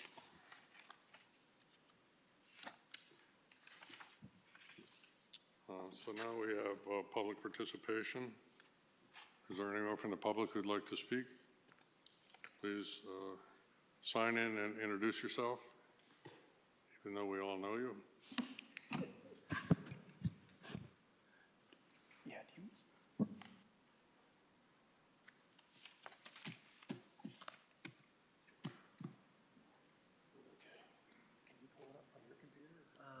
It's on this computer. Always doing that. John Holozak, Cody Circle, South Windsor residence for 32 years. Which one is it? It's the 75 CT Boulevard. Is it in one of these? No, it's right at the bottom, I think. Oh, V-Safe 100? No. Oh, Edgewood Drive immediately after. Edgewood Drive, yeah. Let's see if it'll let me open it. Don't use OneNote, yeah. There we go. How's that? Yeah, can you put it? That's the part I would never figure out.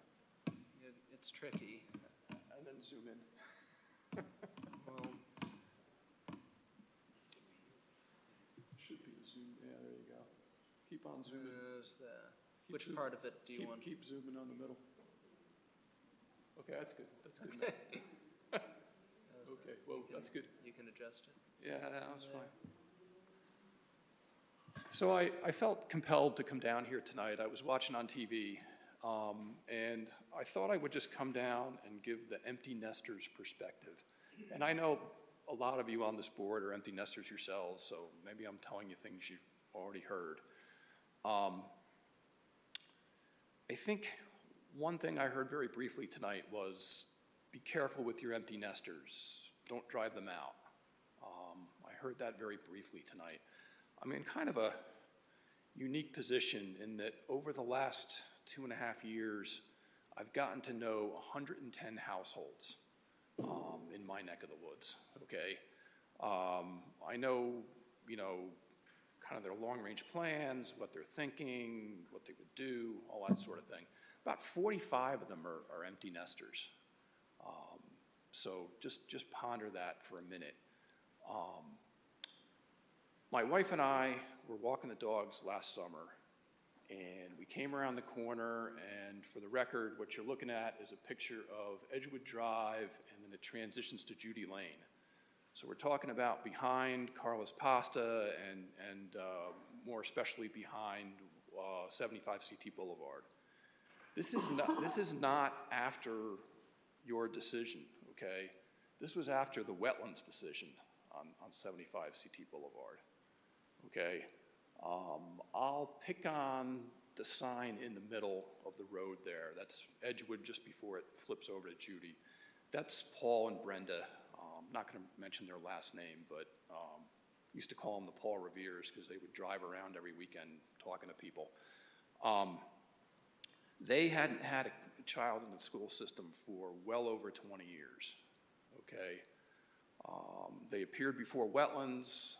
They pointed out that there was some wetlands buffer area behind them, and they wanted to kind of conserve that as an open space or maybe a berm or something.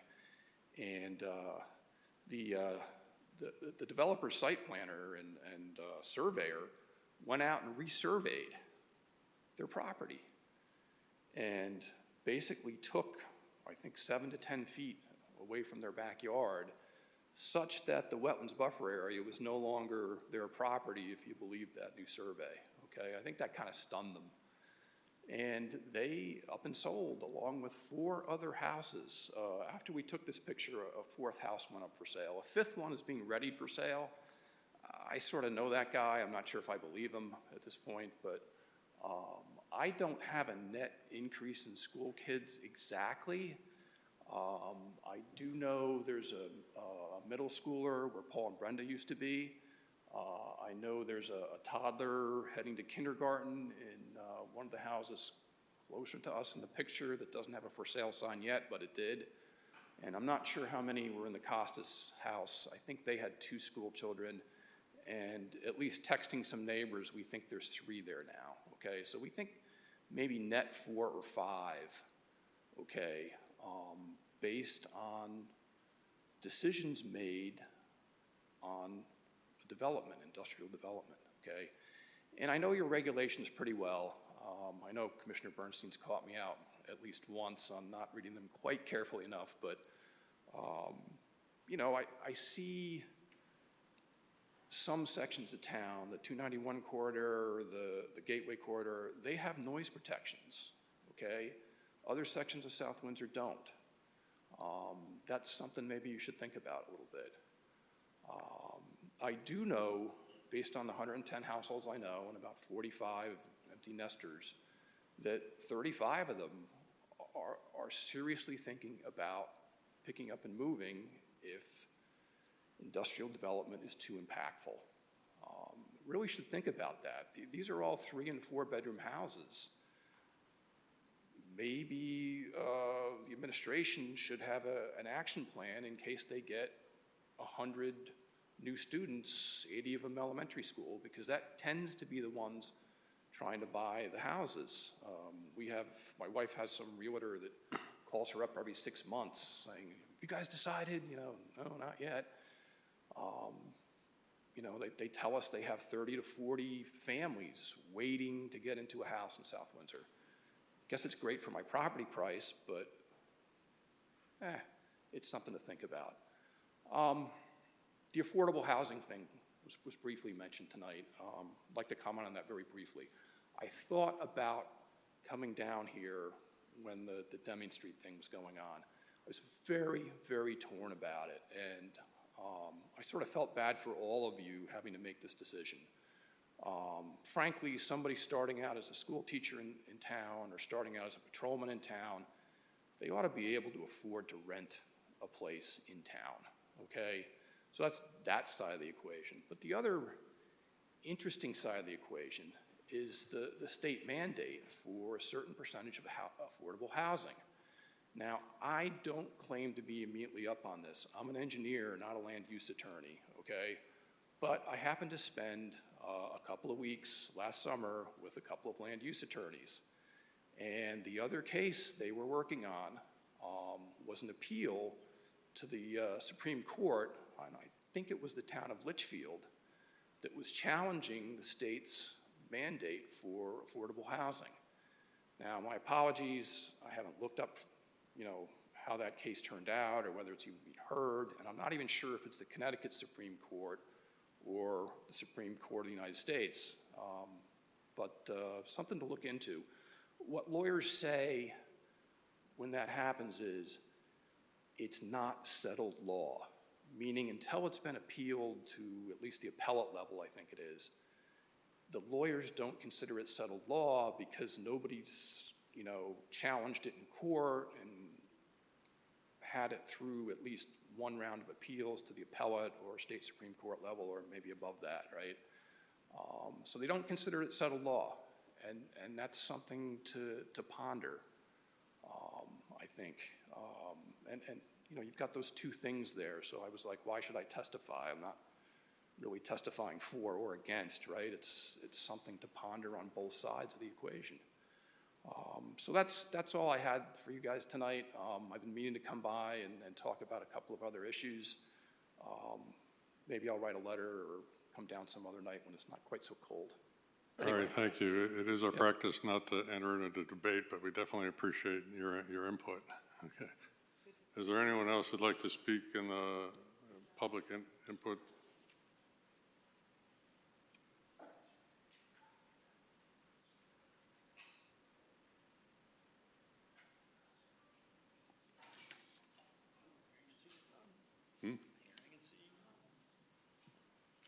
Meanwhile, I didn't know whether Carolyn was about to. Do you want to speak? Okay. All right. Hearing and seeing none, we'll move on to the next item, new business. We continue the public hearing on the PZC sponsored amendment, so we have no other new business. We do have a few bonds to deal with. My suggestion is it's actually like 20 or 30 of those. So we all have a copy of that. I don't think we need to go through them individually. Someone will make a motion to approve the bond reductions memorandum from dated February 13th. I'll make a motion to approve a slew of bond reductions for inland water and conservation and commission, oh my gosh, what's the CC? Yeah, right. Starting with 07-51P and ending with 17-23P. So we flip over. No way. Ending in 22-37P, New Way Tobacco.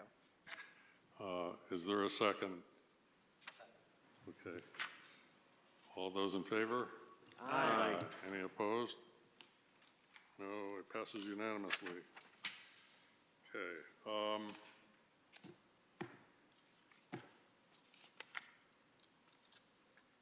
Any other old business, Jeff or Jeff?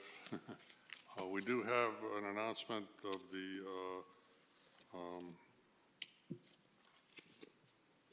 yeah, right. The conference of the Connecticut Federation of Planning and Zoning Agencies. It can be an interesting conference if anyone would like to go to that. Just, we need to let Michelle or Josh, no, I'm sorry.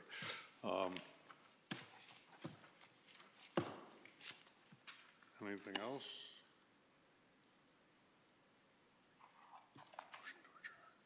I make a motion to adjourn. Second. All in favor? Aye.